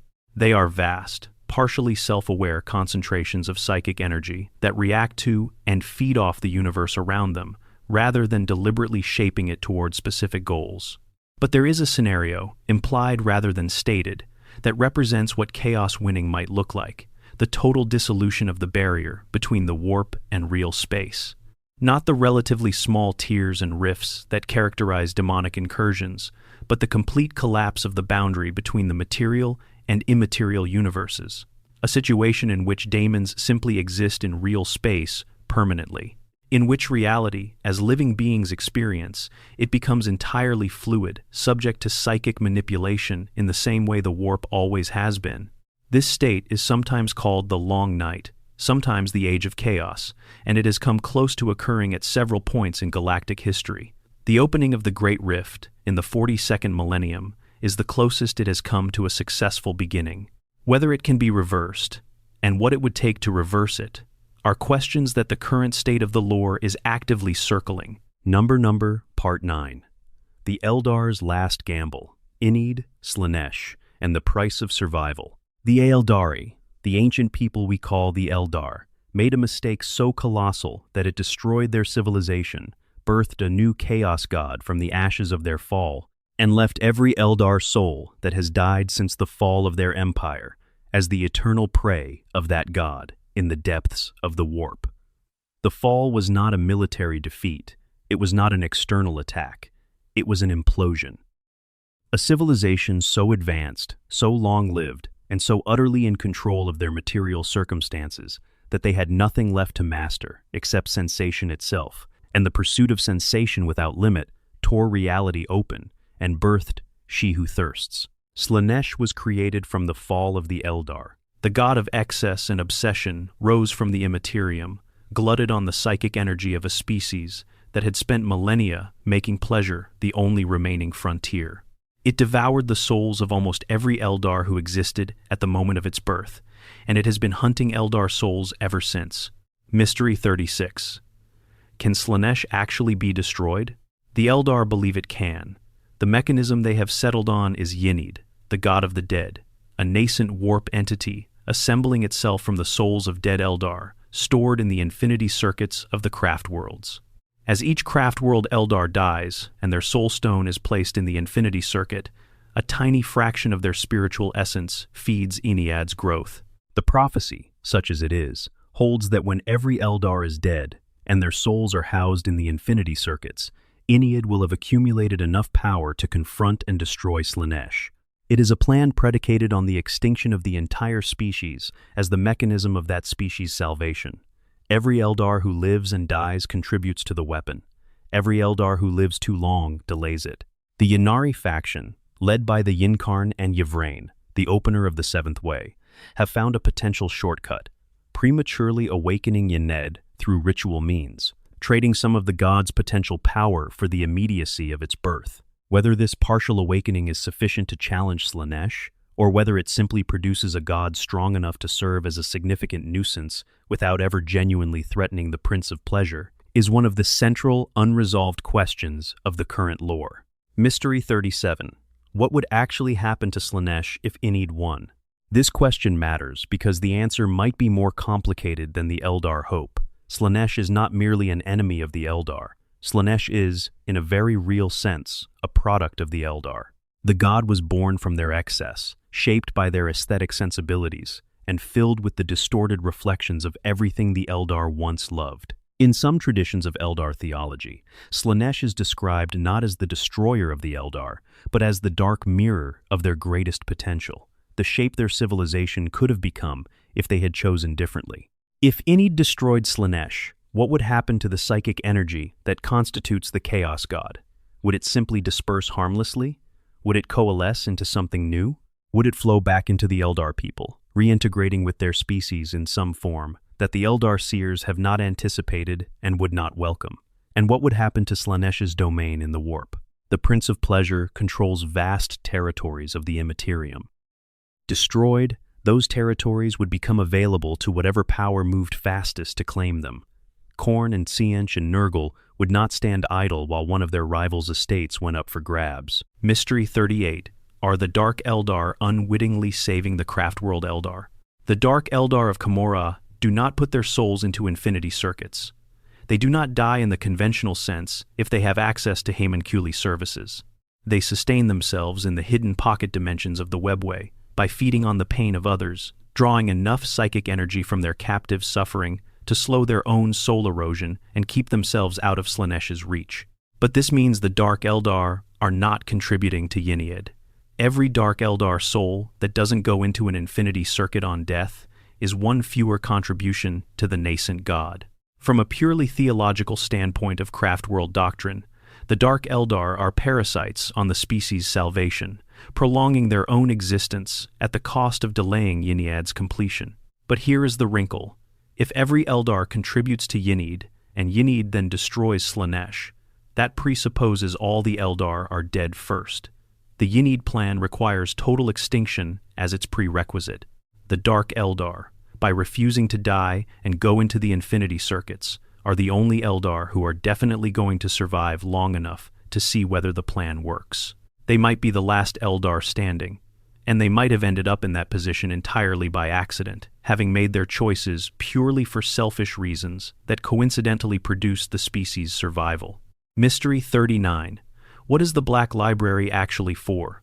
The Black Library is a craft world that travels the webway rather than real space, a repository of Eldar knowledge whose primary purpose appears to be the collection and preservation of information about chaos. The Harlequins, the Eldar theater cult who serve Segurach the Laughing God, are its guardians, and access to it is restricted to a very small number of individuals who have demonstrated both the ability to reach it and the judgment to be trusted with what it contains. The stated purpose is clear enough: preserve knowledge about chaos so that it can be used against the ruinous powers when the time is right. But several questions remain. Who decides when the time is right? What knowledge in the Black Library would actually be useful against entities as vast as the Chaos Gods? And what is stored there that hasn't been shared yet, and why? Some theorists have proposed that the Black Library contains knowledge the Eldar have decided is too dangerous to share with anyone, including other Eldar, not because they don't trust their allies, but because some information changes the people who know it in ways that cannot be undone. There are things in the Black Library that, once learned, alter the learner's relationship with reality itself. Whether this is literally true or a colorful metaphor depends on who is telling the story. Mystery 40.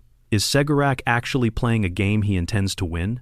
Segurach, the Laughing God, is the only member of the Eldar pantheon who survived Slaaneish's birth entirely intact. The other Eldar gods were destroyed or, in Kaine's case, shattered into fragments called avatars. Only Segurak escaped into the webway and has been operating from within it ever since, directing the Harlequins and their theatrical missions across the galaxy. The thing about Segurak is that he is a trickster deity, and trickster deities, by definition, do not do straightforward things. Every Harlequin performance, every intervention in galactic events by the Mask, every seemingly random appearance of the Laughing God's servants in moments of crisis is part of something, a pattern, a plan. The problem is that the plan is not visible from any angle that mortal beings can access. Segurak is described as the most intelligent entity in the webway, operating with knowledge and foresight that even the Eldar Farseers cannot fully replicate. His interventions do not always appear helpful in the short term. Sometimes they appear actively destructive. But the theory, supported by several Black Library novels, is that Segurach is playing a game that stretches across the entirety of galactic history, and that what looks like chaos from the inside is, from his perspective, the most precisely controlled series of moves in the history of consciousness. If Segurach wins, what does winning look like? Nobody knows. That might be the point. Number. Part 10. The Star Child, the Sensei, and the Illuminati's secret plan to save humanity. This section covers some of the oldest and most contentious lore in Warhammer 40,000, material that dates back to the very earliest editions of the game, and that has been partially retconned, partially ignored, partially rehabilitated, and never fully resolved. Mystery 41. Who are the Sensei? The Sensei are the immortal sons of the Emperor, not the Primarchs, who were genetically engineered demigods, created through deliberate process. The Sensei are the natural offspring of an immortal being who spent tens of thousands of years living as a human among humans, inevitably fathering children who inherited fragments of his extraordinary nature. These children and their descendants possess a unique relationship with the warp, where most humans with psychic abilities have a soul presence in the Imperium that makes them visible and attractive to predatory entities. The Sensei have the opposite quality. They are psychic blanks. They do not exist in the warp at all. Even to beings of enormous psychic sensitivity, a Sensei is simply not there. Not hidden, not masked, not there. This makes them extraordinarily difficult to detect. The Inquisition cannot find them through psychic means. Daemons cannot sense them. The Emperor himself, whose perception extends through the warp across the galaxy, cannot see his own children because they are invisible to the very medium through which he perceives. The Sensei know what they are. They know their heritage. They live wandering lives, perpetually hunted by imperial authorities who would not know what to do with them, and by darker things that are aware of their significance, even if they cannot directly perceive them. They are ageless. They do not die of natural causes. They simply endure, moving through the galaxy in the shadows of history. Mystery 42. What is the Star Child? The Star Child is described in early 40K lore as a fragment of the Emperor's soul, specifically the portion of himself that the Emperor deliberately separated and cast into the warp in the moments before his final confrontation with Horus. The novel series, describing the events at the end of the Horus Heresy, suggests that the Emperor, in preparation for the fight that he knew would destroy him physically, made a deliberate choice. He had been given access to power, enormous, galaxy-shaking power, that might have allowed him to win the battle without the cost that actually occurred. But using that power would have made him something he did not want to be. He refused it. More than that, he separated from himself the parts of his consciousness that were most human, most compassionate, most capable of love, and cast them away from his core before fighting Horus. He did this so that he could destroy his most beloved son without the weight of paternal love preventing him from delivering the blow. That separated fragment of humanity, cast into the warp in the moments of the Emperor's dying, is the Star Child. It persists in the Imperium as a presence of extraordinary purity, a being of purely human emotion, without any of the Emperor's harder qualities. It is not powerful in the way the Chaos Gods are powerful. It does not dominate or consume or corrupt. It simply exists as a luminous point of warmth and compassion in a psychic medium that is otherwise entirely hostile to such things. The Illuminati believe that this Star Child is growing, that over 10,000 years it has been accumulating power from the resonance it creates with human beings who act with genuine compassion and sacrifice, that it is becoming something that could, under the right circumstances, be born as a new entity in the warp, one that would represent an answered prayer to the Chaos God's challenge. Mystery 43. What is the Illuminati's actual plan? The Illuminati are a secret society of individuals who have survived demonic possession. In the 40K setting, demonic possession typically means the destruction of the host's original personality and its replacement by the daemon. Survival of the experience, meaning the original person returns to themselves afterward with the daemon expelled, is extraordinarily rare and is understood to produce individuals who are effectively immune to chaos corruption thereafter. The possession attempt burns away whatever vulnerability the daemon initially exploited. The Illuminati exist in the shadows of the Imperium, unknown to the Inquisition, operating with complete secrecy toward an objective that would terrify most Imperial officials if they knew about it. Their plan is to gather the Sensei, to bring together as many of the Emperor's immortal sons as possible, and, at the moment of the Emperor's physical death, sacrifice them, not as an act of worship in any conventional sense, but as an act of deliberate psychic fusion. The souls of the Sensei, who carry the Emperor's genetic heritage and the unique soul qualities that heritage produces, combined with the fragment of the Emperor's soul that constitutes the Star Child, would create something new. Not the Emperor restored, not the Sensei Emperor, as some cult traditions describe it. Something that draws on both the human heritage of the Sensei and the cosmic scale of the Emperor's consciousness, merged together at the moment of the old Emperor's dissolution. The new being would emerge into the warp with enough power to do what neither the Emperor in his current state nor any of his Primarchs could do: directly confront the Chaos Gods on their own ground and win. Mystery 44. Has the Illuminati's plan already started? This is where the current state of the lore becomes genuinely interesting. Following the psychic awakening and the opening of the Great Rift, there are reports of visions spreading across the astropathic relay networks, images of a golden infant and a radiant being rising from a throne of light. These visions are spreading without any identifiable source. Chaos servants, specifically Cor Pharaon and the entity called Tenebris, are described as actively hunting the source of these visions and attempting to stop something. The fact that servants of chaos are working hard to prevent something from happening strongly implies that whatever is happening is bad for chaos. And the imagery of the golden infant corresponds directly to the oldest descriptions of the Star Child. Whether this is the Illuminati's plan entering its active phase, or something else entirely, is a question that the current 40K storyline has not yet answered. But the sense that something large and irreversible is in motion, something that will change the fundamental nature of the setting, is one of the dominant moods of 40K's current narrative direction. Number, Part 11, 100 Mysteries, the questions that have no answers, yet. We have covered the largest and most documented mysteries of the 41st millennium, but the setting contains dozens more, questions that range from galaxy-spanning cosmic puzzles to the intimate and personal, from the mechanics of the warp to the fates of specific individuals who disappeared from the lore without explanation. Mystery 45. What happened to Ferrus Manus's head? Ferrus Manus, Primarch of the Iron Hands, was decapitated by his former brother Fulgrim during the Dropsite massacre at Istvan V. His head was taken by the forces of chaos, and nobody knows what was done with it afterward. Some sources suggest Fulgrim kept it. Others suggest it was offered to the powers of chaos as a trophy. Given the setting's precedence for what chaos can do with the remains of powerful beings, the possibilities are deeply disturbing. Mystery 46. What is inside the planet of the sorcerers? Prospero was destroyed. Magnus the Red moved his entire surviving legion to the planet of the sorcerers, a daemon world in the Eye of Terror. This world is described as a place where the laws of physics are entirely optional, where time flows in non-linear directions, and where the most powerful sorcerers of the Thousand Suns conduct experiments that would be impossible anywhere else in the galaxy. What exactly is being built there?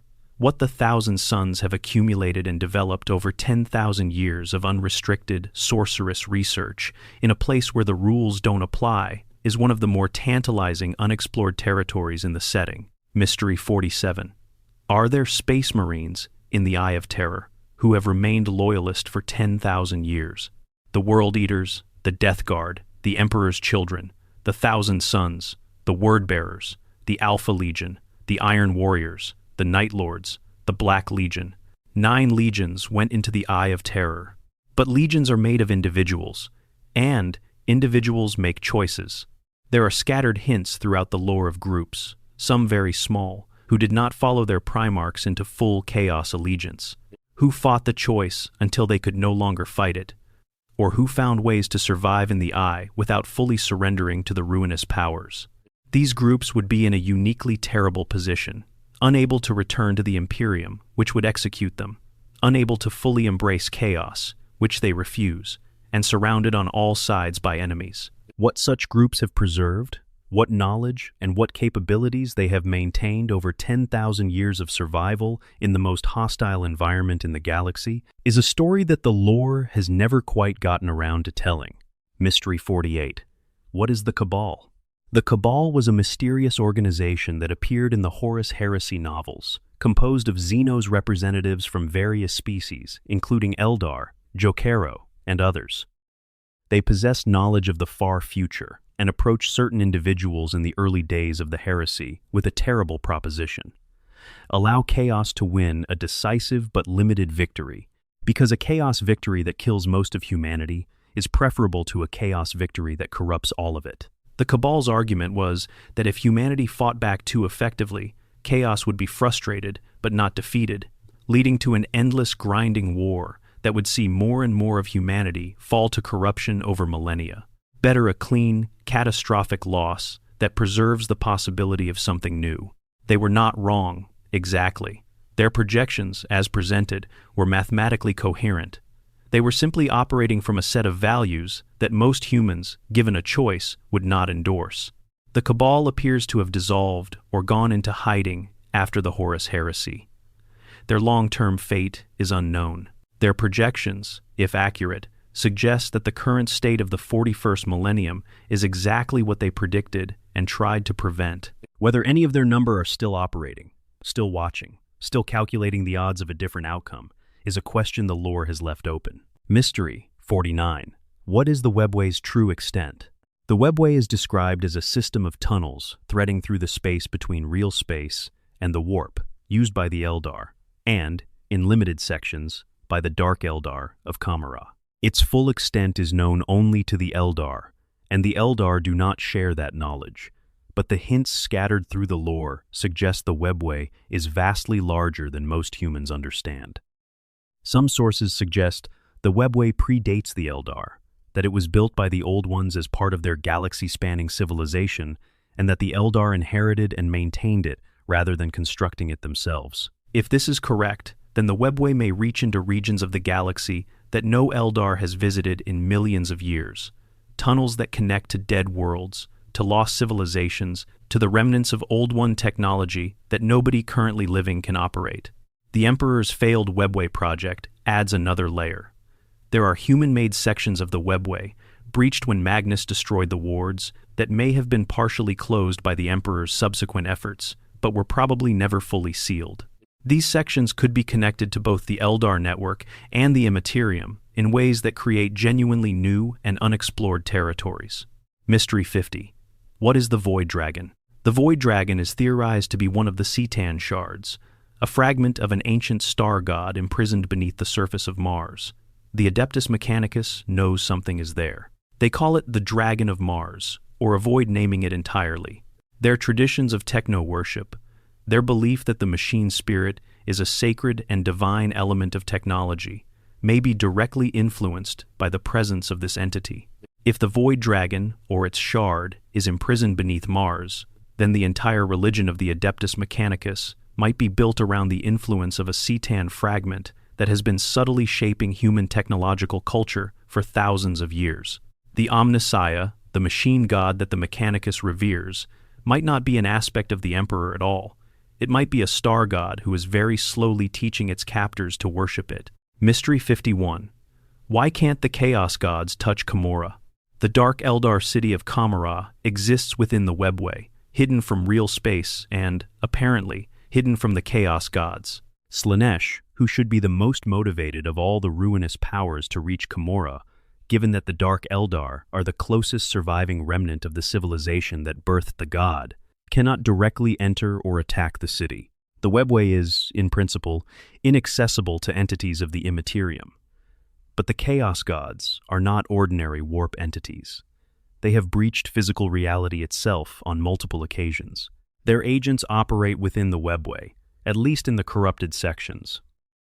The complete exclusion of chaos from Camorra suggests there is something else going on, some mechanism specific to the city's construction or location that repels chaos influence at a fundamental level. The Homunculi, who understand the Webway better than anyone else in Camorra, have never publicly explained why the city is safe. They have never explained how Asdrubal Vecht, the current ruler of Camorra, maintains the barriers that keep Slaanesh out.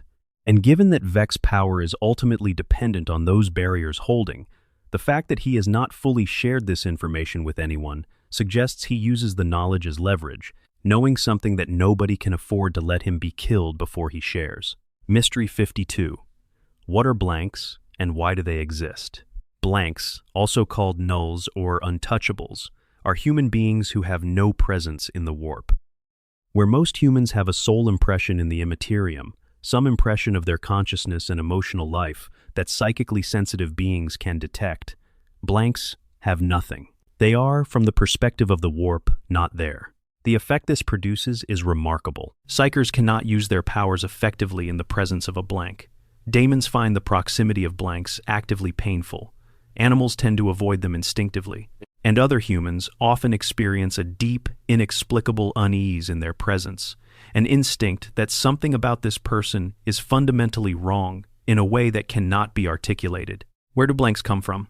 The conventional explanation is that they are a random mutation, an anomaly in the human genome that occasionally produces individuals without the psychic resonance that most humans possess. But the frequency of their occurrence and certain correlations in the lore suggest this might not be entirely correct. The pariah gene, as it is sometimes called, appears in family lines with higher frequency than random mutation would predict. This suggests it is heritable, not a simple accident of genetics. And if it's heritable, it has been present in the human gene pool since before the current era, possibly for a very long time. One controversial theory suggests the pariah gene was introduced deliberately into the human genome, perhaps by the Old Ones, as a biological defense against chaos, or perhaps by the Emperor himself during his long prehistory, as a tool for producing the psychic warriors and chaos countermeasures he knew he would eventually need. Mystery 53. What is the true nature of the Cetan shard known as the Deceiver? The Deceiver is a shard of a Cetan known for manipulation, deception, and the enjoyment of elaborate schemes.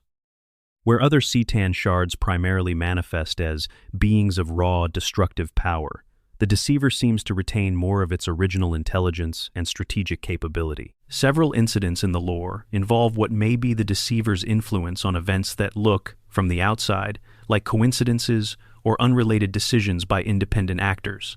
The theory that certain major historical events in the 41st millennium were, in fact, engineered by a star god playing a game whose purpose nobody has quite figured out yet, is not easily dismissed. Mystery 54. What is at the center of the galaxy? The galactic core in 40K is sealed, or rather, it is so intensely occupied by the Eye of Terror and associated warp phenomena that conventional access to it is effectively impossible. But the galactic core exists in real space as well, and what it contains, in the 41st millennium's understanding of its own geography, is never clearly addressed. Necron records, some of the oldest documentation of galactic events that exists, contain references to something at the galactic core that even the Necrons regarded with caution. Whether this is simply the physical peculiarities of the galactic center, a black hole of enormous mass that distorts space-time in ways that affect both real space and the warp, or something more, is a mystery that the lore has never approached directly. Mystery 55. Why does Tzeentch work against itself? This is one of the stranger formal properties of the Chaos Gods. Tzeentch, the architect of fate, the chaos god of change and manipulation, is not simply interested in advancing a specific agenda. It is interested in the process of change itself, which means that Tzeentch regularly works against its own schemes, engineering counter-schemes designed to disrupt its own plans, because the disruption of a plan is itself a change, and change is what Tzeentch desires above all things. This sounds like paradox, and in some ways it is, but it has a deeply unsettling implication. Tzeentch cannot be countered by any strategy that relies on predicting its behavior, because Tzeentch will, eventually, turn against whatever outcome its previous actions were moving toward, simply because the turning is more interesting than the arriving. The only consistent thing about Tzeentch is its inconsistency. And that consistency is itself almost certainly a trap. Mystery 56. What happened to Malkador, the Sigillite's soul, after the Golden Throne?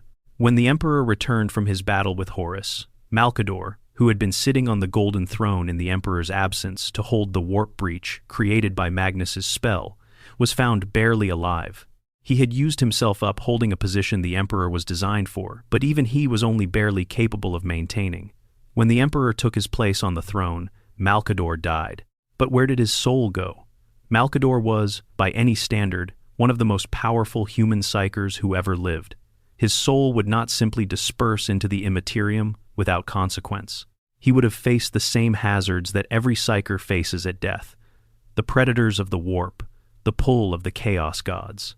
The Grey Knights, the chapter that Malkador and the Emperor created specifically to fight chaos, carry a secret that even they do not fully understand.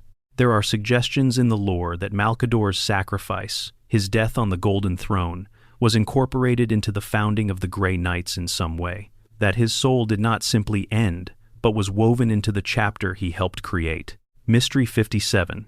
Is there intelligent life in the Astronomican's shadow? The Astronomican, the psychic beacon the Emperor powers, illuminates the warp across most of the Imperium, but it has a range.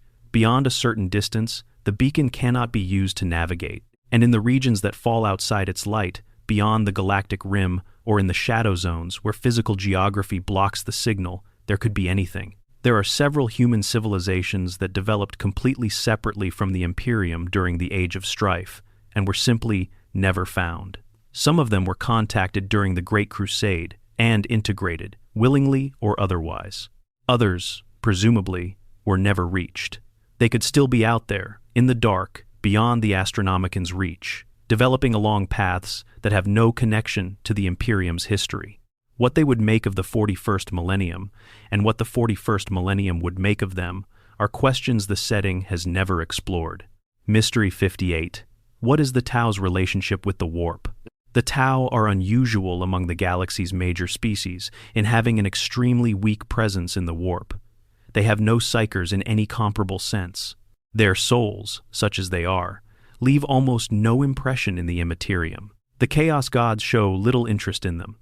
Daemons cannot easily manifest near Tau populations. This makes them, paradoxically, one of the safest species in the galaxy from a chaos perspective. And it raises an interesting question. Is their warp absence natural, a result of their evolutionary history, or is it something that was introduced? The Old Ones are known to have created or influenced dozens of species. A species designed to be chaos-resistant would be enormously useful. There is also the question of whether the Tau's weakness in the warp is a ceiling or a starting point. Their empire is young. Their psychic development is minimal compared to most species. But they are growing at an extraordinary rate, politically, technologically, and territorially. In a few thousand years, assuming they survive, what will a Tau population of trillions look like in the warp? Will they remain invisible, or will they develop something new? Mystery 59. What is in the Chamber of the Throne? Mechanicum. The Adeptus Mechanicus maintains a Chamber of the Throne Mechanicum within the Noctis Labyrinthus on Mars, a sealed vault that no one outside the highest echelons of the Mechanicus has entered since the Horus Heresy. The official position is that it contains ancient and sacred machine relics too fragile and too dangerous to permit access. The unofficial position, as held by several radical inquisitors who have investigated as far as they could, is that it contains something significantly stranger. One theory holds that the chamber contains the accumulated consciousness of all the greatest fabricator generals of Mars's history, stored in a manner analogous to, but distinct from, the Emperor's arrangement on the Golden Throne. Another suggests it contains the original STC, the standard template construct, the database of all human technology from the Dark Age of technology that the Mechanicus has been seeking fragments of for 10,000 years.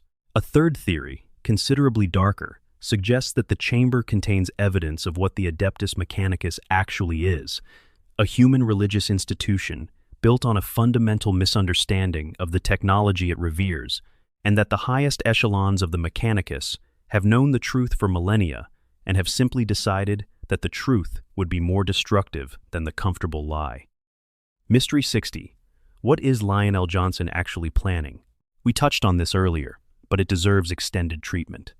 The Lion has returned. He is awake. He is moving through the galaxy with the deliberate, unhurried purpose of a being who has had 10,000 years to think about what he wants to do when he opens his eyes. The Lion's defining characteristic was always intelligence combined with inscrutability. He never did anything without a reason.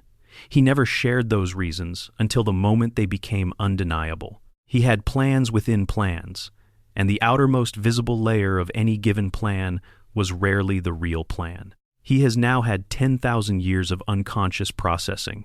The biological dormancy that healed him physically may also have given him time, in whatever dreaming space a Primarch inhabits between waking, to review everything he knows and develop a strategy that accounts for everything that has happened in his absence.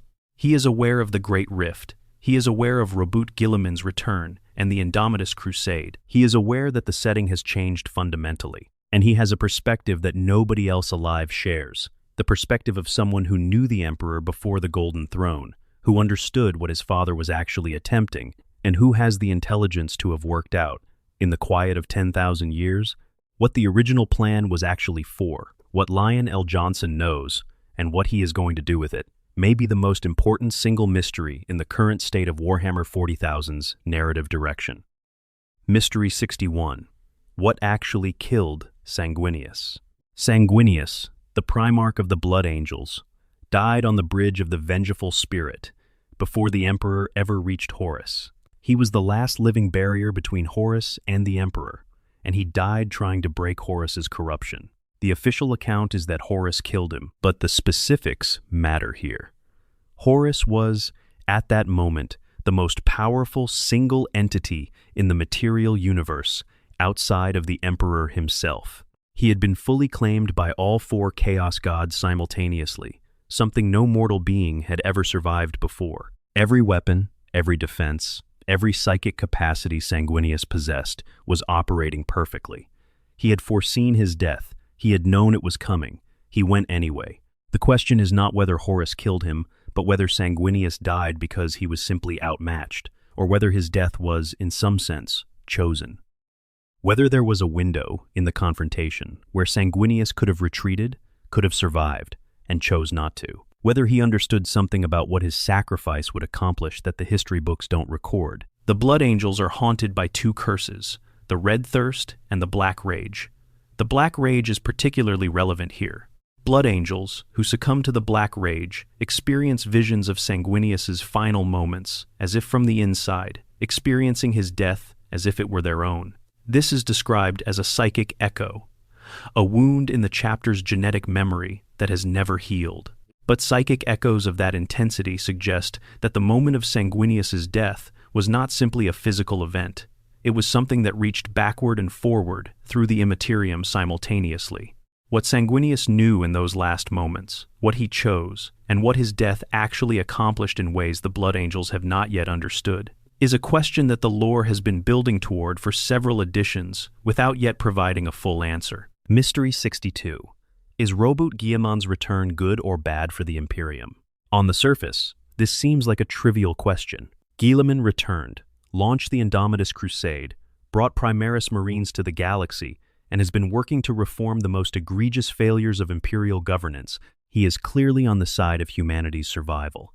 He is clearly more competent than most of the High Lords he has replaced or sidelined. His return has stabilized several regions that were rapidly collapsing. But there is a darker reading available.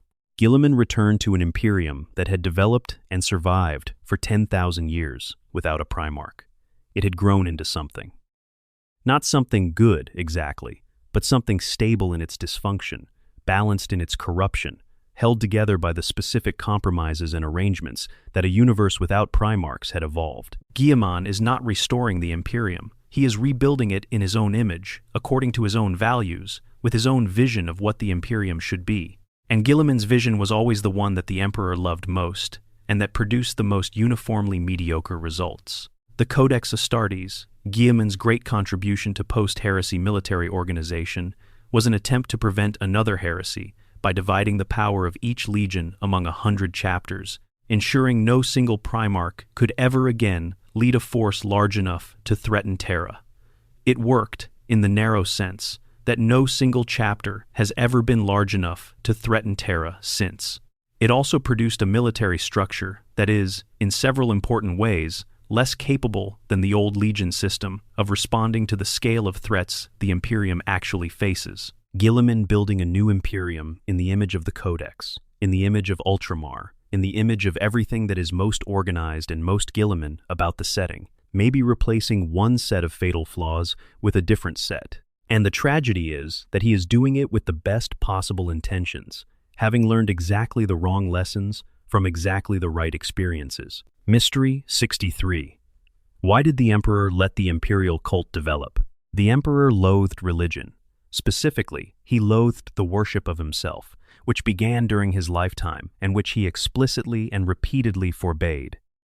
The Imperial truth, his official doctrine for the early Imperium, was atheistic materialism. There are no gods, there is no supernatural, there is only the universe and humanity's place within it. He was wrong about the first part, as the existence of the chaos gods demonstrates, but his reasons for promoting the imperial truth were good. He understood that worship created psychic resonance, and psychic resonance fed entities in the warp, and he did not want to become one of those entities, or to accidentally generate one through the mechanism of human devotion. After his entombment on the Golden Throne, the imperial cult grew anyway. Within a generation, the Adeptus Ministorum had begun to form. Within a few centuries, the worship of the Emperor, as a literal god, was the dominant religion of the Imperium, and nobody stopped it. The custodians, who knew what the Emperor actually believed, did not suppress it. The Primarchs, who survived the heresy, some of whom also knew, did not suppress it. Was this a failure of governance? Or was someone making a calculated decision? The worship of the Emperor, despite being precisely the kind of psychic phenomenon he tried to prevent, does produce a specific effect. It creates a psychic field of genuine devotion focused on a single figure who is, despite everything, one of the most psychically powerful beings in the warp. That field of devotion may serve as a genuine defense against chaos, not in the way the Ministorum claims, but in a more mechanical sense.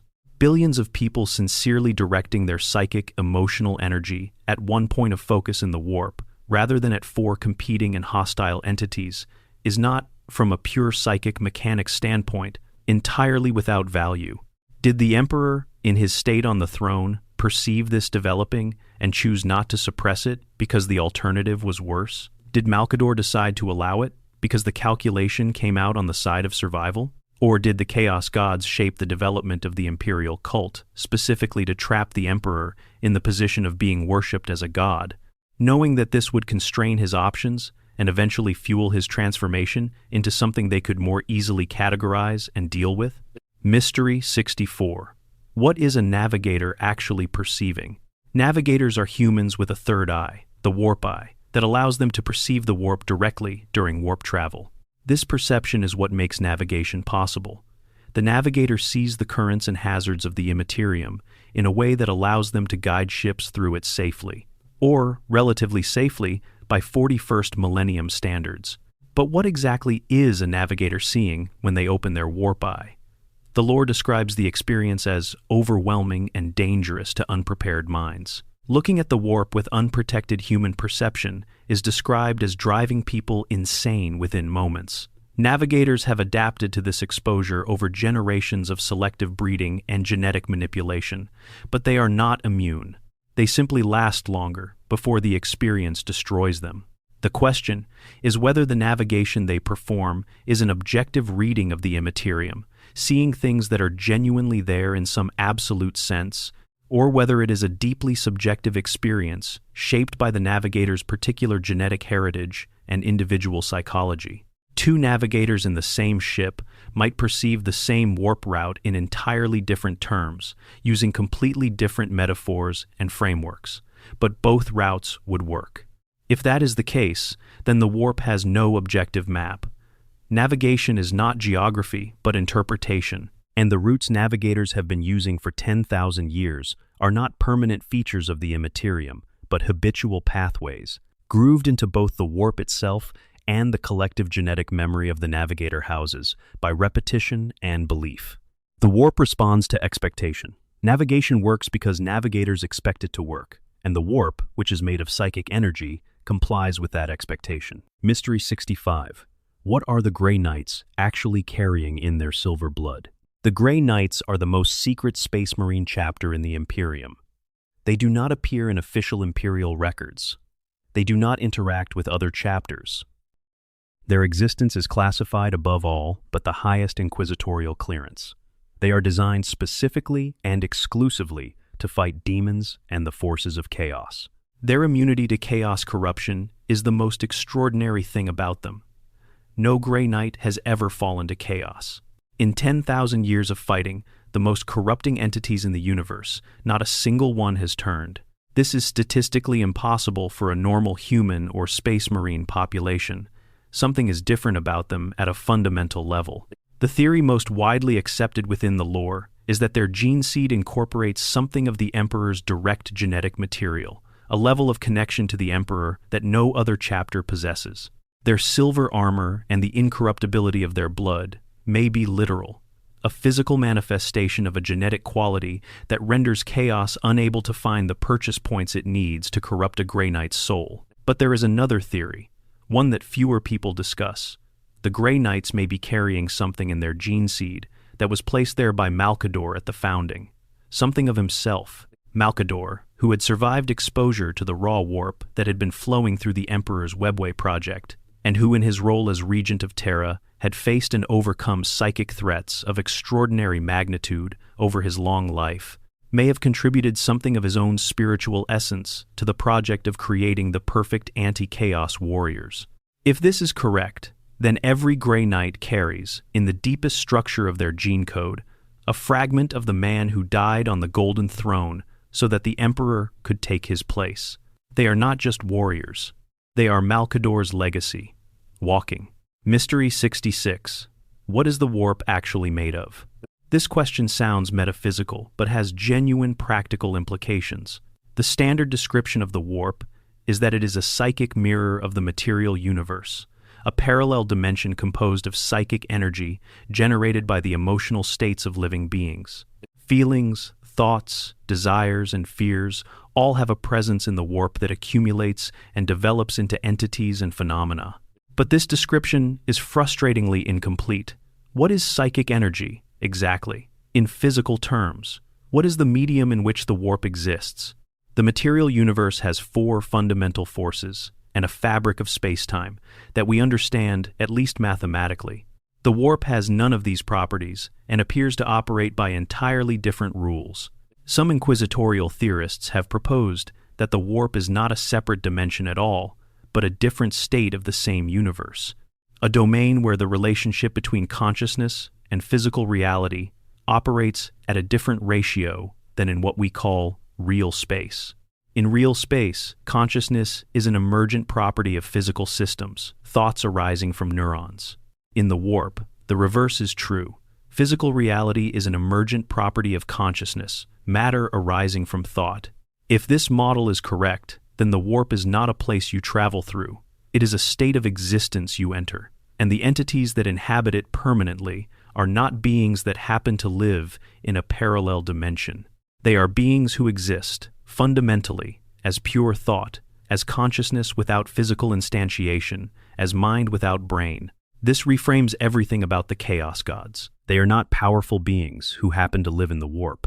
They are large thoughts that humanity had, collectively, over millions of years, that became self-perpetuating and self-aware. And if this is what they are, then destroying them doesn't mean killing something. It means unthinking something. It means convincing the universe, collectively, to stop feeling the feelings that created them. Before we move to our final section, a quick word. If you've been watching this with someone, or if you found yourself wanting to discuss any of these mysteries in depth, the comments section is where that conversation lives. Drop your favorite unsolved mystery from the list, or the one that keeps you coming back to the lore for more. And if you haven't already, subscribing costs you nothing and guarantees you don't miss whatever comes next. Mystery 67. What happened to all the human civilizations during the Age of Strife? The Age of Strife, that period of roughly 5,000 years before the Unification Wars, during which the galaxy was torn apart by warp storms and chaos incursion and the psychic awakening of humanity, producing tens of thousands of untrained and uncontrolled psychers, is one of the darkest periods in human history. During this time, the interstellar network of the human civilization that had built the dark age of technology was utterly shattered. Individual worlds were cut off from each other for centuries. Colonies established on thousands of worlds were left without contact, without support, without the technological infrastructure that had maintained them. Some worlds went dark entirely. Others regressed to pre-industrial states within a few generations. Others developed in radically divergent directions, cut off from the broader species for so long that their populations evolved cultural and sometimes physical differences that made reintegration into the Imperium difficult. What happened on the worlds that the Great Crusade never reached? The Great Crusade was a massive undertaking that lasted roughly 2 centuries and covered thousands of star systems. But the galaxy contains hundreds of billions of star systems. The worlds that were never found, the human populations that developed in complete isolation during the Age of Strife and in the 10,000 years since, represent an enormous and entirely unknown quantity of human diversity and history. Some of these worlds may have been consumed by the Tyranids. Some may have been conquered by Orks or other xenospecies. Some may still exist, isolated, having developed their own civilizations, with no knowledge that an Imperium of man exists and has been fighting for their survival for millennia. The idea of encountering one of these lost civilizations, something that branched off from the main human trunk 10,000 years ago and developed in an entirely different direction, raises uncomfortable questions about what humanity could have been if it had not been shaped by the Emperor, by the Horus heresy, by the specific catastrophes that produced the Imperium we know. Mystery 68. What is the actual mechanism of space marine gene seed degradation?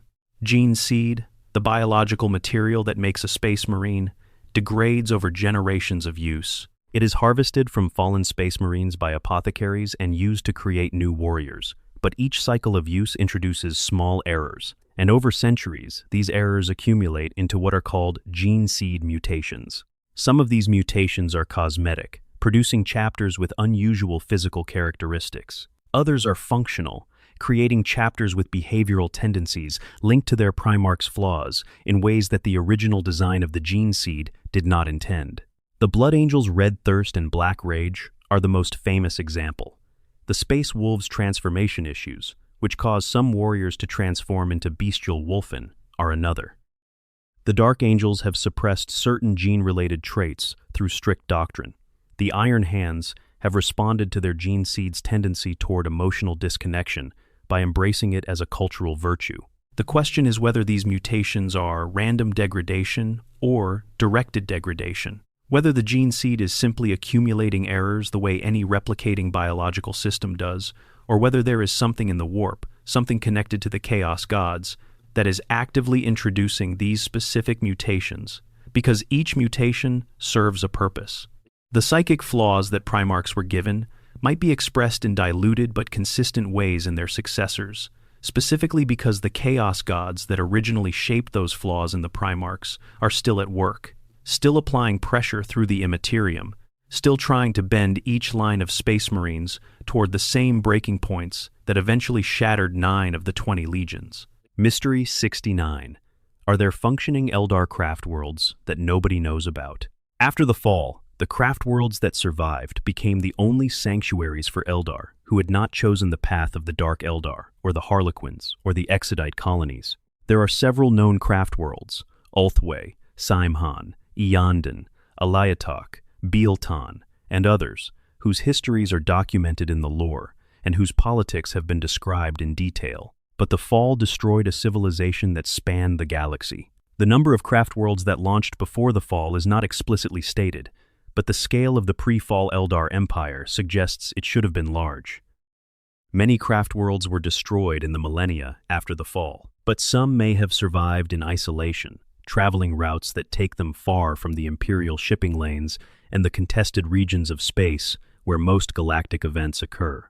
Unknown craft worlds, ones that have deliberately maintained distance from both the Imperium and from other Eldar factions, could contain populations that have developed entirely different responses to the crisis of Eldar survival. Different technologies, different theologies, different approaches to the Yinid question. If such craft worlds exist and are eventually found, the information they carry could be significant to the current galactic situation. Mystery 70. What is the true age of the Necron Overlord, Trazyn, the Infinites collection? Trazyn is one of the stranger figures in Necron society, an overlord who has dedicated his incredibly long existence to collecting significant artifacts, beings, and moments from across galactic history. His collection, housed in the Solemnace galleries, contains things that should not exist, individuals from ages past, still alive in some stasis equivalent, preserved beyond what should be physically possible. The collection is known to include, among other things, what may be the last surviving perpetuals from the pre-heresy era, beings who survive death through the mechanism of their unique connection to the material universe. It may include specimens from species that have been extinct for millions of years. It may include records of the old ones themselves. What Trazyn knows, what he has seen and preserved across 60 million years of active collection, represents a library of galactic history that dwarfs anything else in existence.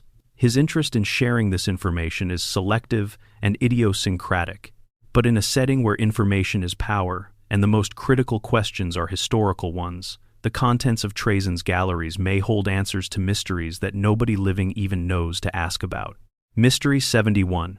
Why are there so few perpetuals? Perpetuals, beings who cannot permanently die because they are connected to the material universe in a way that causes them to resurrect after apparent death, are described in the Horus Heresy novels as extremely rare. The Emperor is one. Vulcan, Primarch of the Salamanders, is one. John Grammaticus is a famous example of a mortal perpetual who appears in the books. The mechanism of perpetual status is never fully explained. It appears to be connected to a specific relationship between a being's soul and the material universe, a quality that prevents the soul from being severed from reality at death and allows it to find a new physical instantiation. But what creates this quality, and why it appears in some individuals but not others, is never clearly addressed.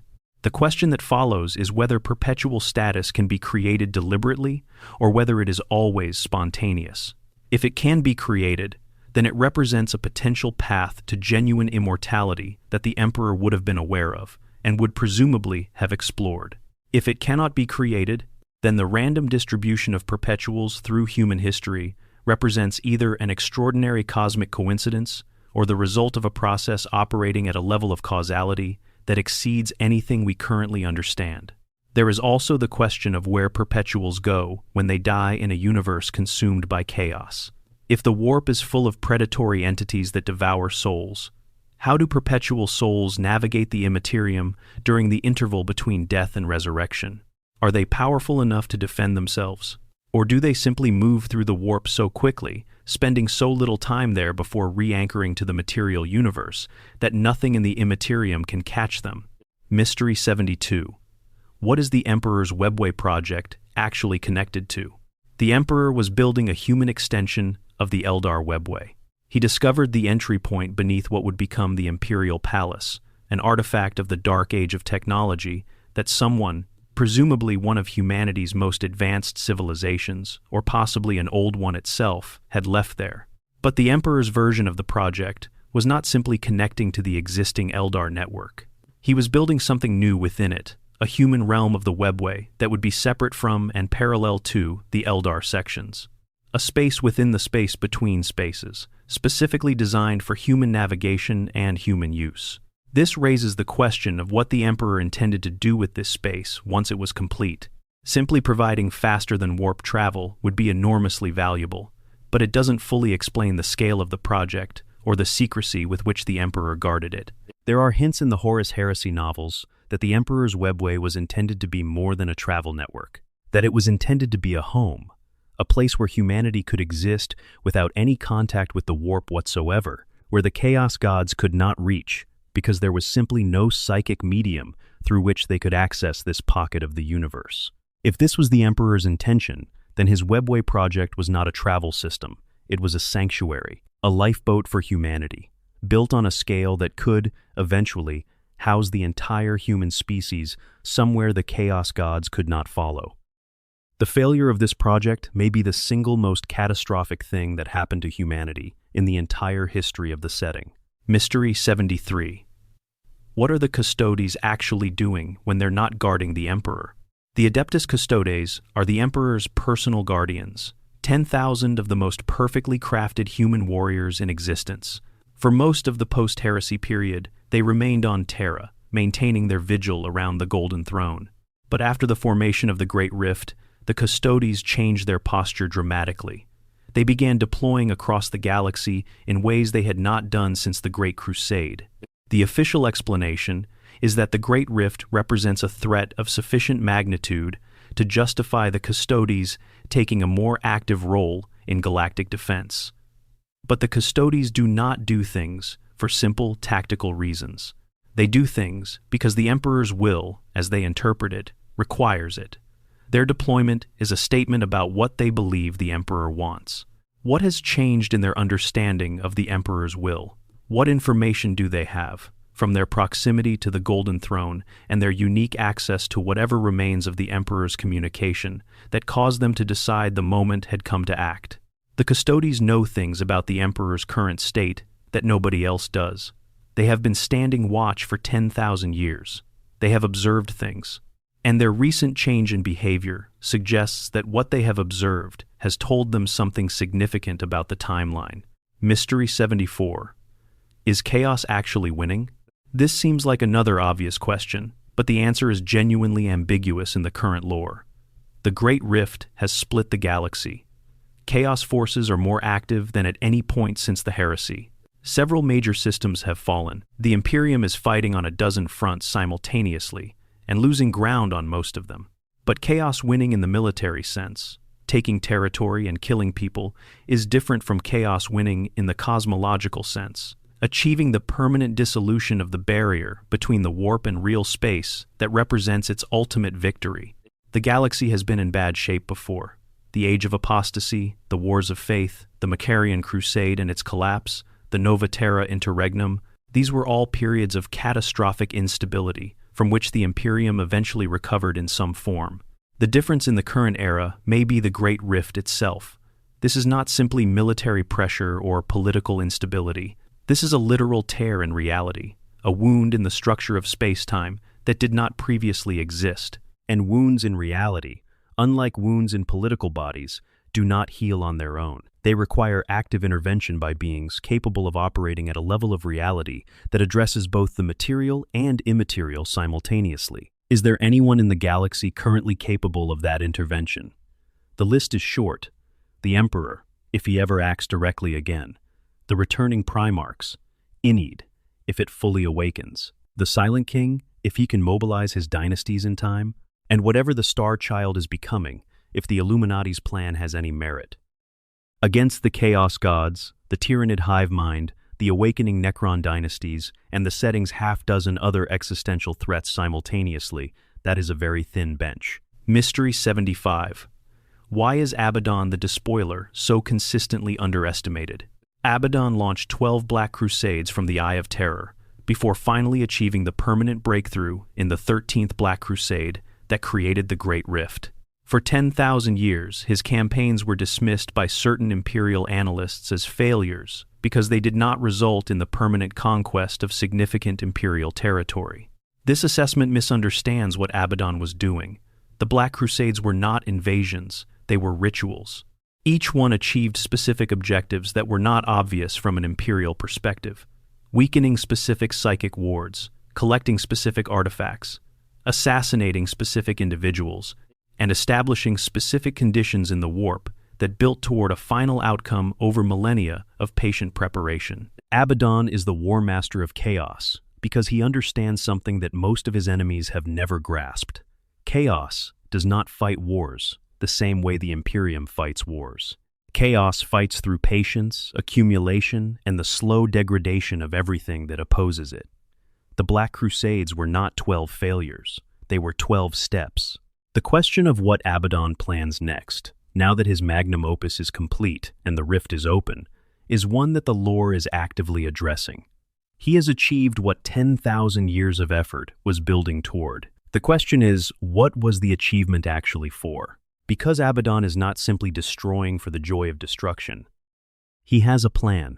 He has always had a plan. And the fact that it took 10,000 years to reach this stage strongly implies that there are further stages that the galaxy has not yet seen. Mystery 76. What are the vaults of Moravec?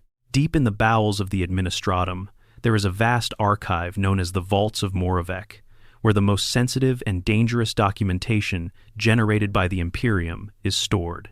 Not classified in the normal inquisitorial sense, physically sealed, with access limited to a handful of individuals whose entire existence is structured around never leaving with information and never allowing information to leave. The vaults are known to contain documentation of events that the Imperium has officially declared never happened. They contain testimony from individuals who have been declared either dead or non-persons. They contain the original drafts of inquisitorial reports that were subsequently redacted so heavily that their existence became a secret more dangerous than their content. Nobody outside the vaults knows what specifically is in them. The scholars who maintain them are selected at birth from specific bloodlines, raised in isolation, and educated only in the archival disciplines necessary for their function. They have no context for what they read. They organize and preserve without understanding. This means the vaults of Moravec may contain answers to questions that no one is currently asking, because the questions themselves were erased along with the answers. The most dangerous form of censorship is not hiding an answer, but erasing the question. Mystery 77. What happened to the squats? The squats, the space-dwelling dwarfish human subspecies who had adapted to life in the gravitational extremes of neutron stars and similar environments, were a major faction in early editions of Warhammer 40,000. They had their own homeworlds, their own culture, and their own extensive military tradition, and then they disappeared from the setting for decades. The in-universe explanation, when Games Workshop eventually addressed the absence, was that the squats had been largely consumed by a Tyranid hive fleet, their worlds stripped of all organic matter with a thoroughness that left nothing behind. This is not a comfortable story. The Tyranids consuming an entire human subspecies and leaving no survivors significant enough to affect the broader setting is a deeply grim resolution to a question that a lot of players had been asking for years. But the squats have since been reintroduced to the setting as the Leagues of Votann, a fully realized faction with their own armies and lore. And the question of how they survived, how a population that was described as essentially wiped out has somehow persisted and developed into the interstellar trade leagues of the current era, is one that the updated lore has only partially addressed. Mystery 78. What does the Emperor's final message actually mean? At the moment the Emperor was placed on the Golden Throne, he was able to send a final, brief, direct communication to those around him. This communication has been interpreted in different ways by different sources across the lore's history. Some accounts describe it as a psychic impression rather than words. Others suggest it contained specific instructions. The most frequently cited version of this message is something to the effect that the Emperor was expressing awareness of the necessity and the cost of what was happening to him, that he understood and accepted his fate. But accepting your fate in the 41st millennium is not the same as being at peace with it. The Emperor, who had spent tens of thousands of years planning and maneuvering and never accepting any outcome as final, who had rebuilt civilizations and survived the deaths of his own children, who had carried plans across entire ages of human history, accepting his fate probably didn't mean giving up. It probably meant that he had already planned for this contingency, that the fate he was accepting was one he had, in some sense, designed. If that's true, then the Emperor's 10,000 years on the Golden Throne are not a tragedy that happened to him. They are a role he accepted because he calculated it was necessary.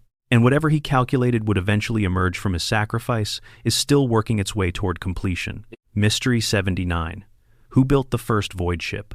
Humanity did not invent void ship travel. Or rather, humanity discovered it. But it is not clear that the discoveries were entirely original. The Dark Age of technology, that era of peak human achievement that preceded the Age of Strife, involved technological capabilities that current imperial science cannot fully reverse engineer. Standard template constructs, the databases that encoded that knowledge, contain information about processes and materials that the best mechanicus minds cannot fully replicate. The question of where the Dark Age of technology knowledge came from, whether humanity developed it independently, whether it was shared by the Old Ones or another advanced species, or whether it was somehow stolen or recovered from a source that humanity doesn't fully understand, is one that the lore has never cleanly addressed. Some theorists have proposed that the peak of human technological development in the Dark Age was facilitated by contact with surviving Old One technology, that early human explorers discovered caches of incredibly advanced knowledge that they were smart enough to use, but not necessarily smart enough to fully understand. This would explain why so much Dark Age of technology knowledge is held in the form of instructions rather than principles, why the STC contains recipes rather than theory. Humanity learned to cook without learning to grow the ingredients. Mystery 80. Does free will exist in the 41st millennium? Tzeentch, the architect of fate, claims to know all possible futures and to be manipulating events towards specific outcomes. If this is true, then every choice made by every being in the setting is, at some level, anticipated and accounted for in Tzeentch's planning. But Tzeentch also works against its own plans, ensuring that change is always occurring, that no outcome ever becomes fully fixed. This means that even Tzeentch's manipulation of fate is a form of preserving the uncertainty of outcomes, a protection of the very free will it appears to be undermining. Whether beings in the setting have genuine freedom to make choices that change the course of events, or whether the Chaos God's influence on causality has made the universe into a vast and terrible story being told by entities that live outside the timeline, is a question that the setting's authors have wisely chosen never to answer definitively. Because the moment you answer it definitively either way, you either remove all dramatic stakes from the narrative, or you remove all moral weight from every decision any character ever makes. The mystery is the point, and in that sense, the mystery of free will in the 41st millennium is perhaps the most fundamental mystery of the entire setting, the one that all the others are standing on. Mystery 81. What is a blank's death like? Blanks have no presence in the warp.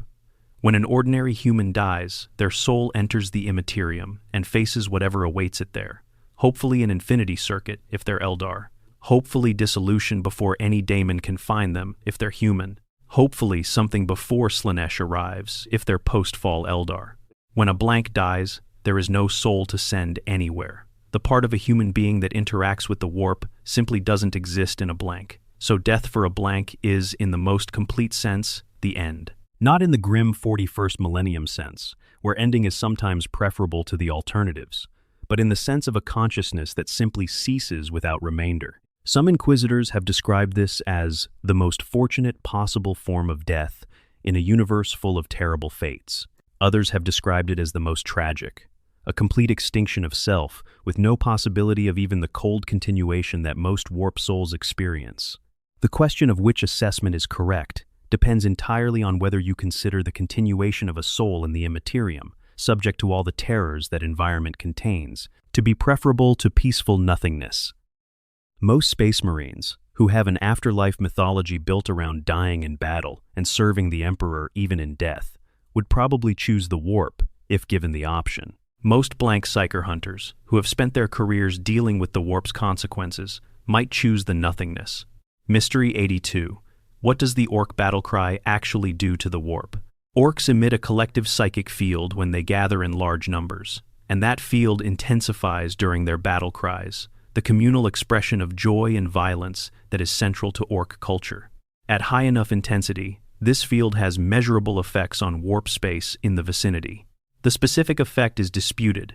Some Imperial scholars describe it as a suppression of local warp activity, the sheer animalistic energy of the Ork horde being incompatible with the subtler manipulations of chaos.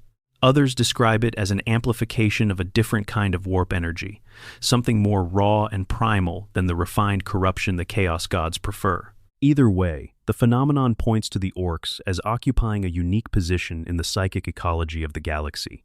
They are not chaos-aligned in any conventional sense. They are not psychic in the way human or Eldar psykers are psychic. They are something else, a biological system for generating and channeling psychic energy that bypasses all the usual frameworks through which the setting understands these forces. The sheer joy the Orks take in everything they do, an uncomplicated, absolute enthusiasm for the act of fighting that requires no justification and generates no guilt, is itself a psychic statement. In a universe where every strong emotion feeds something monstrous, the Orks' particular brand of gleeful violence feeds something that is, by the standards of the 41st millennium, almost refreshingly straightforward. Mystery 83. What happened to Ollanius Pius?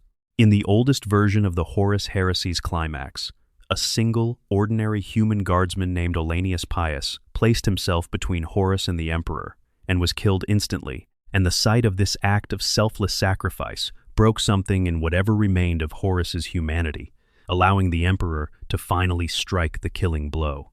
This story has been revised and revised and revised as the Black Library's treatment of the heresy has grown more elaborate.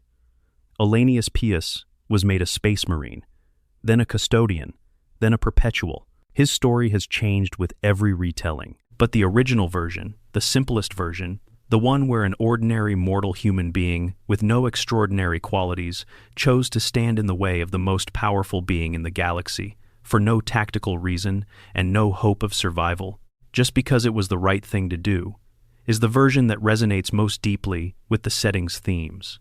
Whether that version is canon in any strict sense no longer matters. It is the story that the setting is built around. The idea that in the grim darkness of the far future, a single, ordinary human being can still do something so purely human that it can reach through 10,000 years of corruption and touch something true. Mystery 84. What is the perpetual state of being like from the inside? John Grammaticus, one of the few mortal perpetuals to be given a detailed internal perspective in the Black Library novels, describes his experience of repeated death and resurrection as something that does not become easier with repetition. Each death is complete. Each resurrection is a beginning that carries only the memories of what came before, not any continuity of the experience of dying. The philosophical question this raises, which the setting explores but never resolves, is whether a perpetual is actually the same person across resurrections. The memories are there. The personality is there. The name is the same.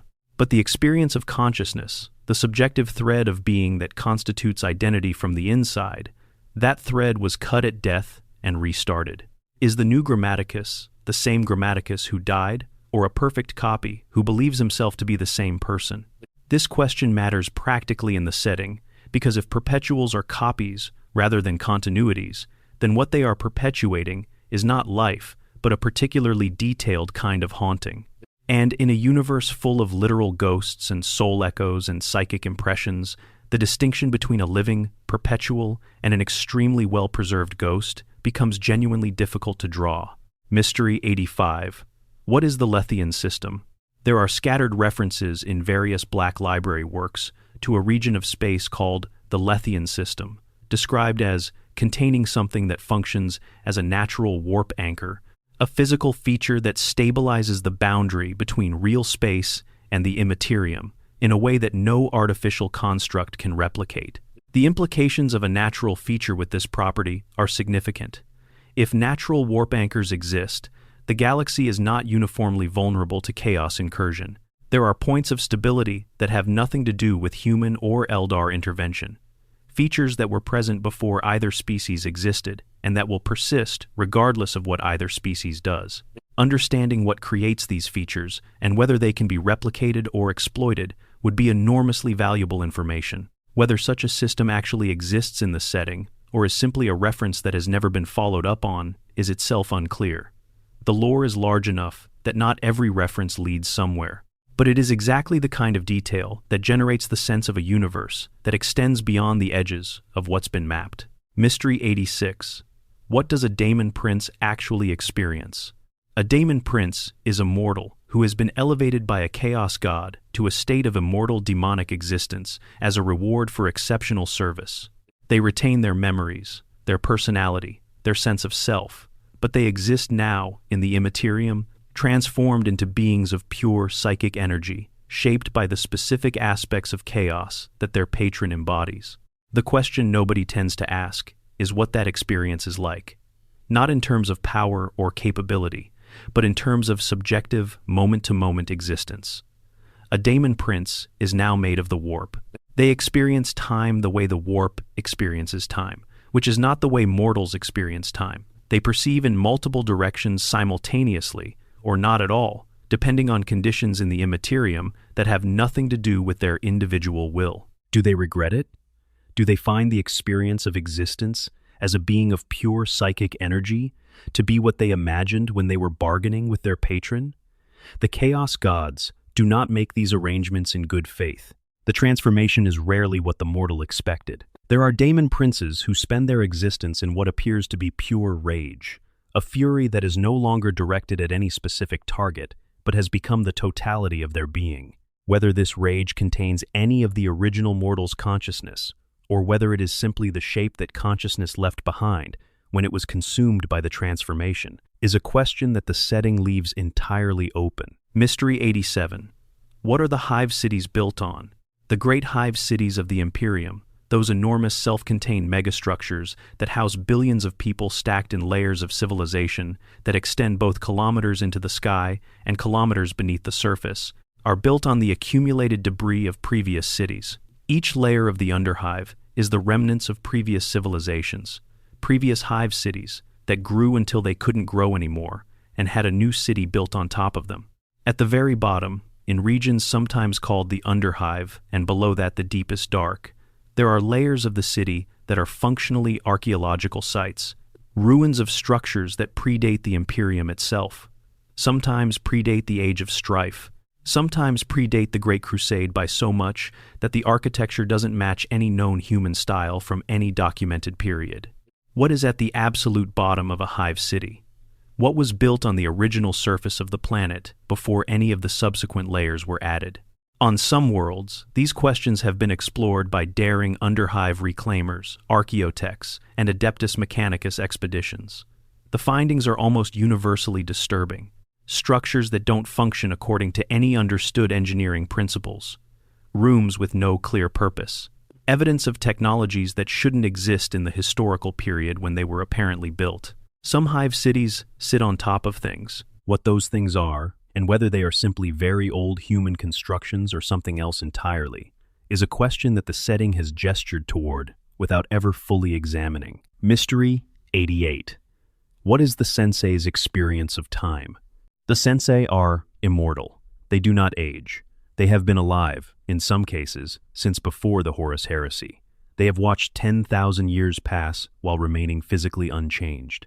What does this do to a mind? Not in the dramatic, obvious ways that the setting usually explores when it deals with long-lived beings, the question of accumulating wisdom or accumulating trauma, but in the quiet, grinding ways that nobody thinks to ask about. A sensei who was born in the early 30th millennium has watched generation after generation of human beings live and die. Every person they have ever cared about has died. Every place they have ever called home has changed beyond recognition, usually multiple times.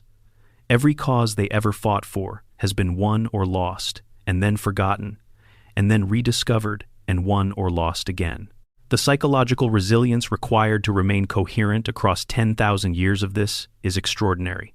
And the sensei, remember, are being hunted. They cannot establish roots. They cannot maintain relationships of any conventional kind. They must remain invisible to an Imperium that would not know what to do with them, and to forces of chaos that would very much know what to do with them. What do the oldest sensei actually believe? About the Emperor, who fathered them and cannot see them, and has not spoken to them in any recognizable way for 10,000 years. About humanity, which they have watched descend into exactly the kind of theocratic nightmare the Emperor they were born from, despised. About their own purpose, the role the Illuminati claim for them, which amounts to being arranged as a sacrifice at the moment of a parent's death. Mystery 89. What happens to a Space Marine's soul when he dies? Human souls in the 41st millennium face a difficult journey. The warp is full of predators. The moment a soul enters the immaterium, it becomes prey. Most human souls are consumed relatively quickly by the entities that inhabit the psychic medium. But Space Marines are not ordinary humans. Their gene seed, the biological material that transforms them, creates a significantly stronger connection to the material universe than ordinary humans possess. Their psychic resilience is far greater. Their souls, when they die, should in principle be capable of surviving in the immaterium longer than ordinary humans. Some Space Marine traditions incorporate this into their theology. The idea that fallen warriors continue to serve the Emperor in death, fighting alongside his will in the psychic dimension, is a comfort that several chapters maintain. But whether this is theologically accurate or simply a morale-preserving fiction is not addressed directly in the lore. The Blood Angel's belief system is particularly interesting here, because the Black Rage suggests that Sanguinius's death created a psychic event of such magnitude that it continues to echo through the gene seed, creating a connection between Sanguinius's moment of death and every Blood Angel who has lived since. If a Primarch's death can do that to a Legion's gene seed, what is happening in the souls of Space Marines who died carrying that gene seed? Are there Blood Angel souls in the warp who are still experiencing Sanguinius's death, trapped in the psychic echo of that moment? Mystery 90. What is the Void Dragon's actual capability? If the entity imprisoned beneath Mars is indeed a Cetan shard, it is being contained by the Adeptus Mechanicus, possibly without them fully understanding what they're containing. The Mechanicus has maintained its presence on Mars for tens of thousands of years, and the theological framework they have built around the machine. God suggests they may have rationalized the Void Dragon's presence into their religious system rather than confronting it directly. But a Cetan shard, even a fragment of the original star gods, possesses capabilities that the Mechanicus cannot effectively counter if it ever decides to manifest. The Cetan are described as beings that feed on the energy of stars and the life energies of other beings. They are not entities that can be imprisoned by technology alone, because they predate the technology currently being used to imprison them. The Void Dragon may be biding its time, may be slowly influencing the people who believe they are its jailers, may have already achieved significant goals through the centuries of proximity to the most significant human technological institution in the galaxy. The Mechanicus's fetishization of technology over understanding, their belief that the pattern is sacred even when the principle behind the pattern is unknown, their willingness to use technology they don't fully comprehend. All of these qualities could be traced, if one were so inclined, to the influence of an entity that wants humans to serve technology rather than understand it, because humans who serve technology without understanding it are significantly easier to manipulate toward the specific goals of a star god. Mystery 91. What are the Chaos Gods actually afraid of? This seems like it should have a simple answer. Nothing. They're gods. But the evidence suggests otherwise. The Chaos Gods react to certain things with what can only be described as concern. Ennead, even in its currently partial awakening, has drawn hostile responses from Slaanesh that suggest the Prince of Pleasure takes the threat seriously. The Eldar's plan for Ennead is the only thing in the current lore that is described as something Slaanesh actively tries to prevent rather than simply consume. The Star Child, the nascent entity in the warp that may represent the Emperor's compassion and humanity, is something that Chaos servants are trying to stop before it can manifest, which implies that it represents a genuine threat in their perception. More broadly, the Chaos Gods appear genuinely threatened by the concept of unity, specifically the kind of unity that doesn't require the suppression of individuality. The Tao's greater good philosophy produces a psychic environment that Chaos finds difficult to penetrate. The Ork collective psychic field is incompatible with Chaos corruption. The Grey Knight's perfect faith, combined with whatever the Emperor contributed to their gene seed, makes them effectively immune. What the Chaos Gods fear, if anything, may be a form of consciousness that they cannot consume, corrupt, or incorporate. The Chaos Gods feed on the emotions of sentient beings. They can feed on positive emotions as easily as negative ones. But there may be a specific quality of consciousness, something the lore has only partially defined, that produces psychic energy in a form the Chaos Gods simply cannot digest. The Chaos Gods' greatest fear might be a universe full of beings who feel deeply and choose deliberately, whose emotions are directed rather than scattered, whose will is their own rather than borrowed from the ruinous powers. Mystery 92. What is beneath the Black Pyramid of Tizca? Tizca, the city of the Thousand Suns on Prospero, was destroyed by the Space Wolves and the forces of the Sigillite following Magnus's catastrophic psychic sending. But certain structures on Prospero were built to last, built in ways that the Space Wolves' assault could not fully destroy, and the Black Pyramid of Tizca was described as one of them. The Black Pyramid housed some of the Thousand Suns' most significant sorceress workings, libraries, and experimental chambers. After the destruction of Prospero and the Legion's retreat to the planet of the sorcerers, the question of what remained sealed within the Black Pyramid was left open.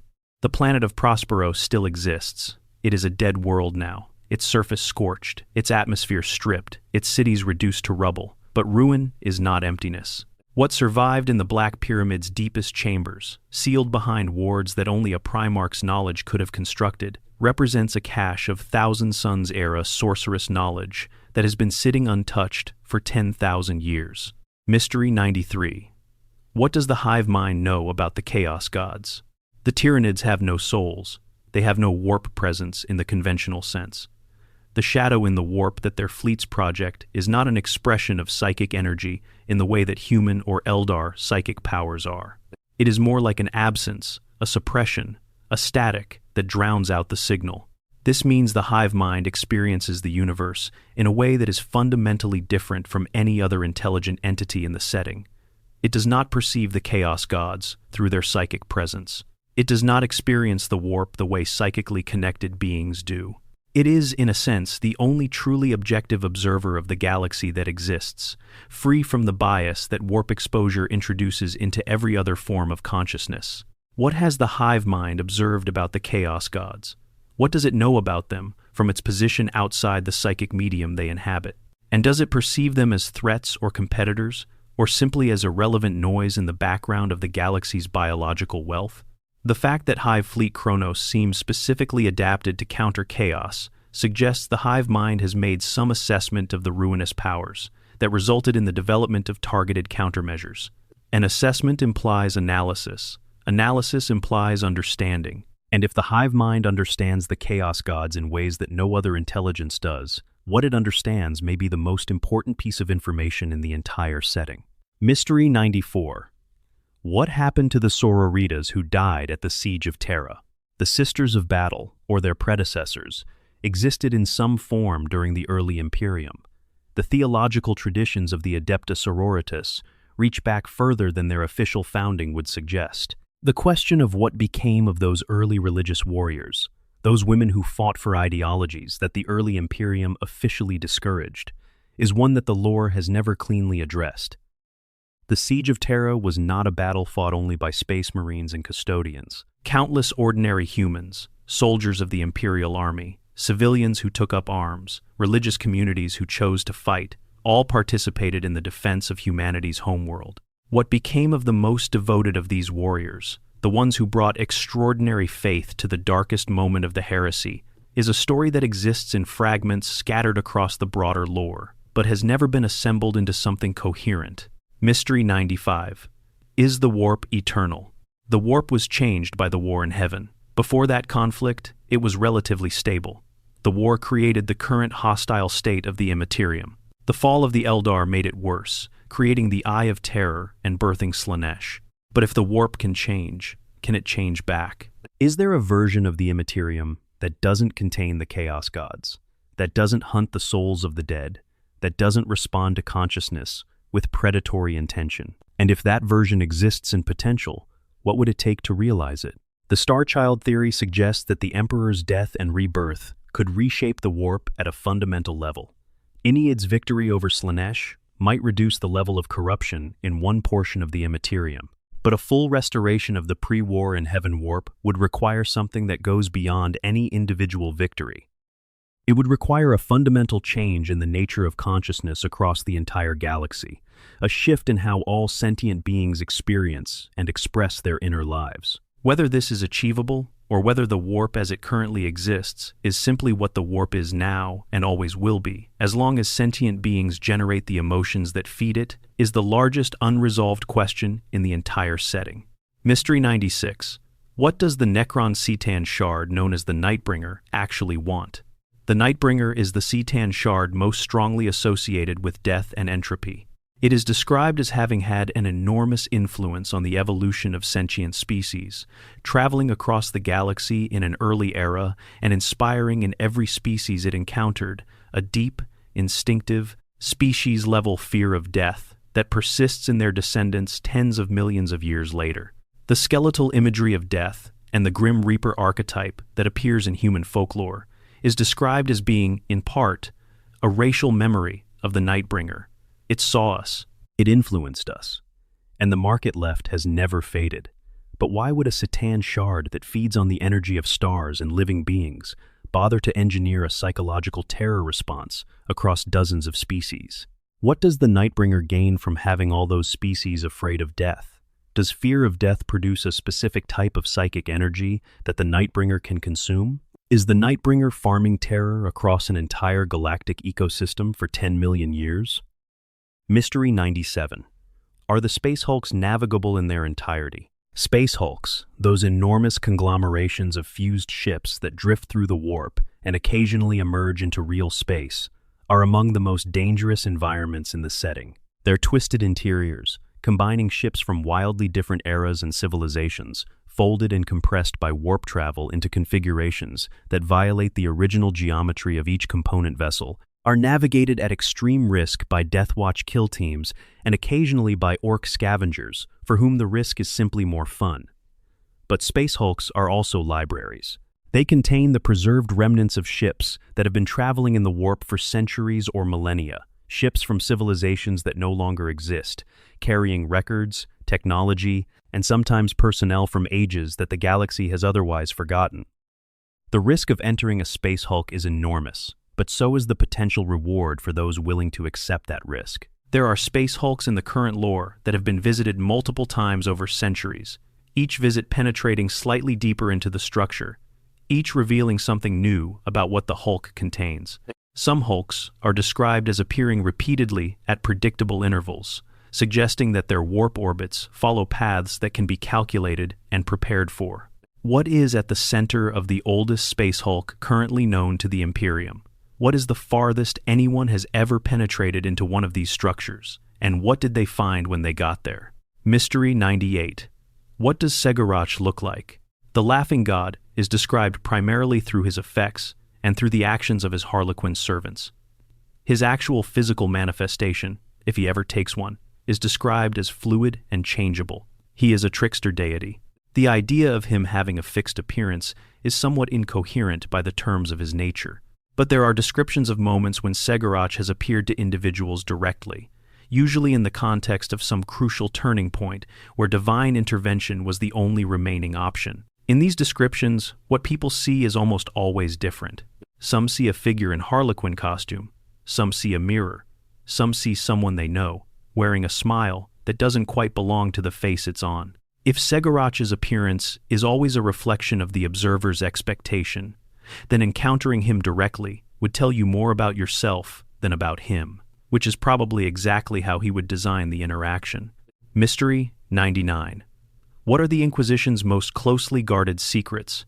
The Inquisition keeps secrets from everyone, including itself. Different ordos guard information that they don't share with each other. The Ordo Malleus, which deals with chaos and daemons, holds knowledge about specific daemonic entities and their capabilities that they do not share with the Ordo Xenos. The Ordo Xenos holds information about specific Xenos technologies and agendas that they have not shared with the Ordo Hereticus. But beyond the ordinary inter-ordo secrecy, there are things the Inquisition as a whole has decided are too dangerous to record in any accessible form. The conclusions of certain long-term investigations, the findings of particular field agents who went somewhere or saw something and were recalled and debriefed, and then quietly but firmly retired. The implications of certain patterns of chaos incursion that, when taken together, suggest something that no individual incident would reveal. The most dangerous inquisitorial secrets are not the ones about specific events or specific entities. They are the systemic conclusions, the things that emerge when you look at enough data over enough time and see the shape of something behind all the individual chaos, the shape of intention behind what looks like randomness, the pattern that suggests the galaxy's apparent disorder is actually progressing towards something specific. If any inquisitors have identified that pattern and understood where it is going, the question of who they told, what action they took, and whether they are still alive afterward is one that the setting has been building toward for decades. Mystery 100. What does the 41st millennium actually lead to? This is the final and perhaps most important mystery of the entire setting. Warhammer 40,000 is, by its own admission, a setting without a hopeful resolution built into its premise. The tagline says it plainly. In the grim darkness of the far future, there is only war. The setting was designed to be perpetually at the edge of catastrophe, eternally engaged in conflicts that cannot be cleanly resolved, populated by factions whose motivations are too complex and too entrenched for simple victory to be meaningful. And yet, the current narrative direction of the setting suggests movement, the Great Rift, the return of Primarchs, the psychic awakening. The gathering of forces on a scale that implies a resolution of some kind is being built toward the Star Child visions. The Silent King's return, Ennead's partial awakening. These are not the ingredients of perpetual stalemate. They are the ingredients of a story approaching some kind of conclusion. Games Workshop has never confirmed what that conclusion would look like. The setting has always resisted definitive endings, always finding ways to preserve the essential darkness, always ensuring that every apparent victory creates new complications and new threats. But the weight of all the mysteries, all the unanswered questions, all the accumulating narrative pressure of decades of storytelling suggests that at some point, a door is going to open. What is behind it? Nobody knows, not yet. And in the grim darkness of the far future, perhaps not knowing is the point. Perhaps the most authentic experience of the 41st millennium is exactly this. Living in a universe full of enormous forces and impossible odds and unanswerable questions, and choosing, despite all of that, to keep asking. Number, Part 12. The Questions in the Margins Mysteries, with no easy names. What is the true extent of Alpha Legion infiltration? Alfarius and Omegon, the twin Primarchs of the Alpha Legion, were the greatest intelligence operatives in the history of the Imperium. Their legion is designed around the assumption that the enemy can never be sure whether they are fighting an Alpha Legionnaire or someone the Alpha Legion has recruited. The number of organizations, chapters, and governmental bodies in the 41st millennium that contain Alpha Legion sleepers is entirely unknown. The Inquisition itself has never been fully cleared of the possibility of Alpha Legion penetration, And certain incidents in inquisitorial history that were attributed to corruption or simple failure acquire a different character if you assume deliberate sabotage by someone who has been waiting for exactly the right moment. Where is Omegon? Alfarius was killed by Robut Guillemon during the Horus Heresy, one of the only Primarch on Primarch kills of the conflict. Omegon, the secret second Primarch that the Alpha Legion kept hidden, was never confirmed dead. He is somewhere in the galaxy, still operating, presumably still pursuing whatever long-game strategy the Alpha Legion adopted. The fact that an immortal, genius-level strategist with perfect knowledge of Imperial security procedures has been at large for 10,000 years with no confirmed sightings is either genuinely ominous or is itself part of a plan whose purpose will only become apparent when it is already too late to counter it. What really happened in the Age of Apostasy? Gog Vandire, the High Lord of Terra who became simultaneously both the Master of the Administratum and the Ecclesiarch of the Ministorum, effectively controlled the entire Imperium for a period of decades before being deposed and executed by the daughters of the Emperor, who became the Adepta Sororitas. The official history of this period is well documented, but several scholars have suggested that the official history is missing something significant, that Vandir's rise was not simply the product of corruption and ambition, but was facilitated by something external that had reasons to want the Imperium briefly, but totally destabilized in exactly the way that Vandir's reign destabilized it. What is Fabius Bile actually trying to build? Fabius Bile, the former chief apothecary of the Emperor's children, has spent 10,000 years creating biological abominations in laboratories scattered across the Eye of Terror and the wider galaxy. He is described as the finest geneticist humanity has ever produced. He has cloned Primarchs, at least partially.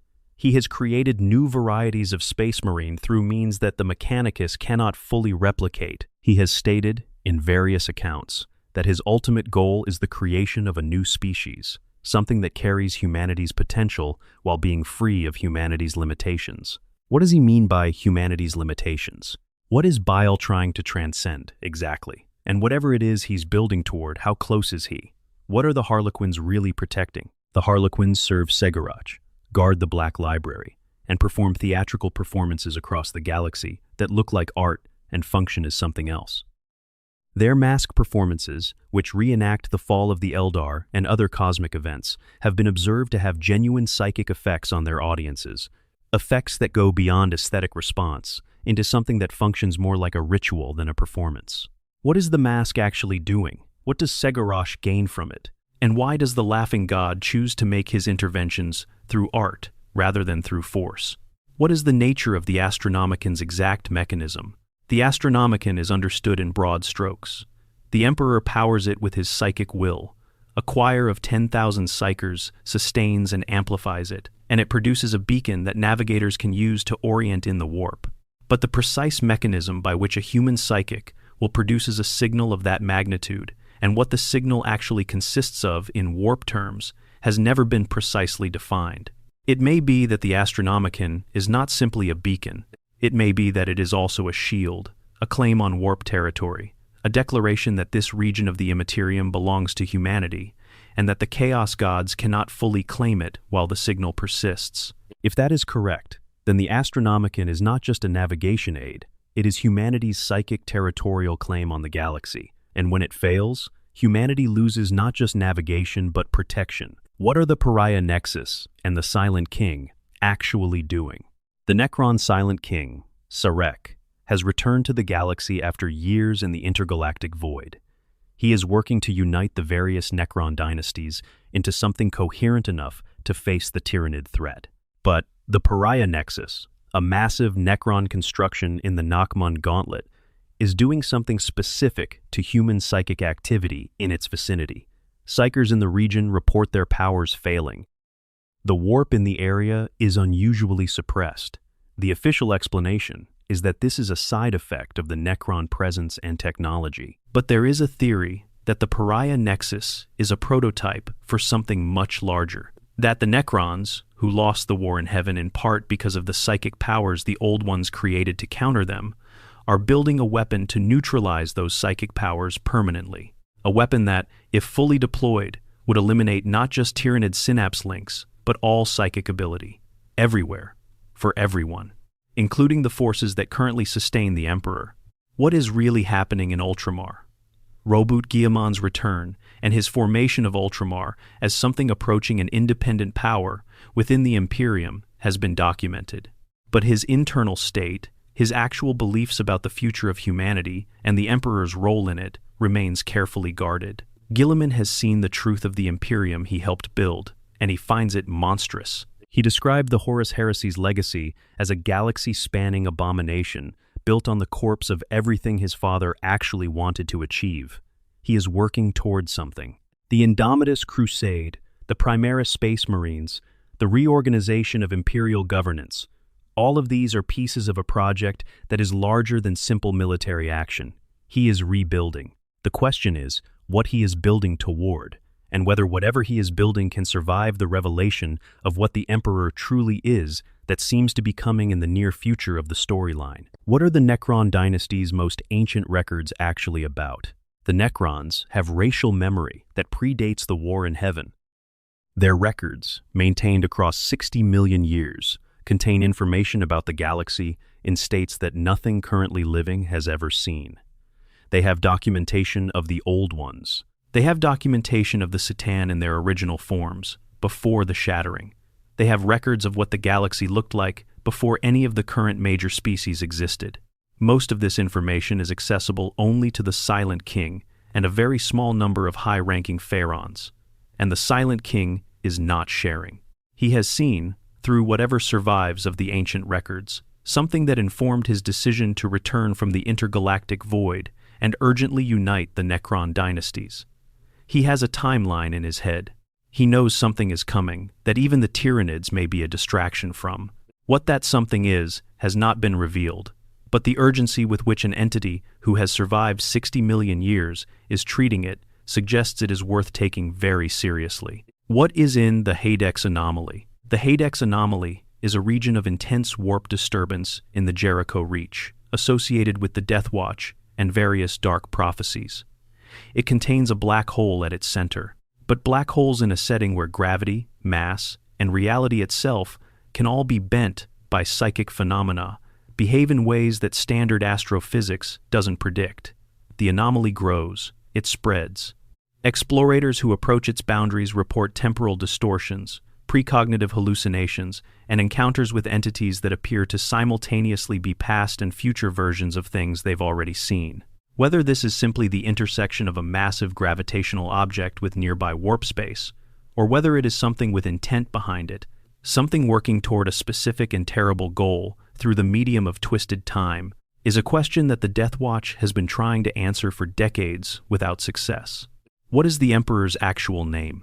This one stands alone. The Emperor of Mankind has been called many things across tens of thousands of years. The Master of Mankind, the God Emperor, Big E, the Carrion Lord.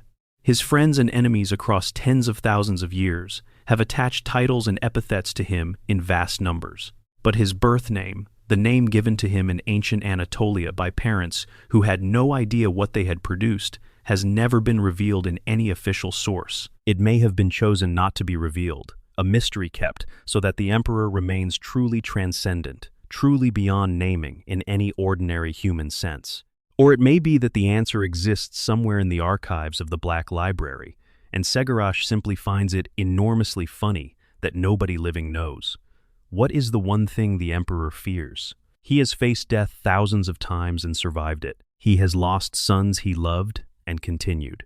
He has watched civilizations rise and fall across the span of human history. He sat on the Golden Throne and accepted a fate that, by any objective standard, is worse than death. What would make the Emperor afraid? The Horus Heresy novels suggest the answer might simply be failure, not his own death, which he accepted as a possibility long before the Siege of Terra, not the loss of individual battles or suns or planets, the specific failure of humanity itself, the scenario where consciousness, his child, and his charge, and the thing he devoted his existence to, proves unable to survive the darkness it faces, where the light he tried to kindle is simply not strong enough to hold against what the universe sends against it. That would be the thing. Not power, not pain, not death. the permanent, irrevocable failure of everything he tried to build. And in the 41st millennium, that possibility is close enough to touch. Number A. Final thought before the dark closes. There is a reason Warhammer 40,000 has sustained an audience for nearly 40 years. Not the miniatures, though they are extraordinary. Not the game mechanics, though they are carefully designed. Not even the sheer visual spectacle of the setting, though that is undeniable. The reason is the mysteries. The 41st millennium is a setting built on the premise that the most important things are the things nobody knows. The Emperor's true nature, the fate of the lost Primarchs, the origin of the Tyranids, the endgame of the Chaos Gods, the true purpose behind the Star Child's growing presence in the warp, the question of whether any of the galaxy's great powers actually have a plan capable of surviving contact with the truth. Every answer the setting provides generates 3 more questions. Every resolved mystery leaves a shadow of unresolved implication that is more interesting than the resolution itself. The setting is designed to be inexhaustible because the universe it describes is designed to be incomprehensible, a galaxy so vast, so old, and so layered in competing agendas and buried histories that no single perspective can ever take in more than a fraction of it. That is not a failure of storytelling. That is the story. The story of Warhammer 40,000 is the story of beings, human and otherwise, trying to find meaning and make choices and preserve something worth preserving in a universe that does not make those things easy. The Emperor tried. His sons tried, each in their own way. The Eldar tried for millions of years before the fall. The Necrons tried before the War in Heaven. The Old Ones tried before even that. Nobody has fully succeeded. Everybody has left something behind. And in the vast, cold, war-torn darkness of the 41st millennium, the question that matters is not which faction wins. It is whether the act of fighting for something worth fighting for, even in a universe that offers no guarantees, even in a galaxy that seems specifically designed to grind everything good into dust, is itself a kind of answer to the darkness. In the grim darkness of the far future, there is only war. But there are also mysteries. And as long as the mysteries remain, there is reason to keep asking questions. And that, perhaps, is its own kind of light. If you've stayed with this all the way through, drop a comment right now, telling me where you're watching from and what the time is there. I love knowing that people are sitting in the dark in different parts of the world, letting this lore wash over them. And if you haven't subscribed yet, please do. We have so many more Radcarls to descend into together, and I am very much looking forward to taking you into every single one of them. Until next time, stay curious and stay in the dark.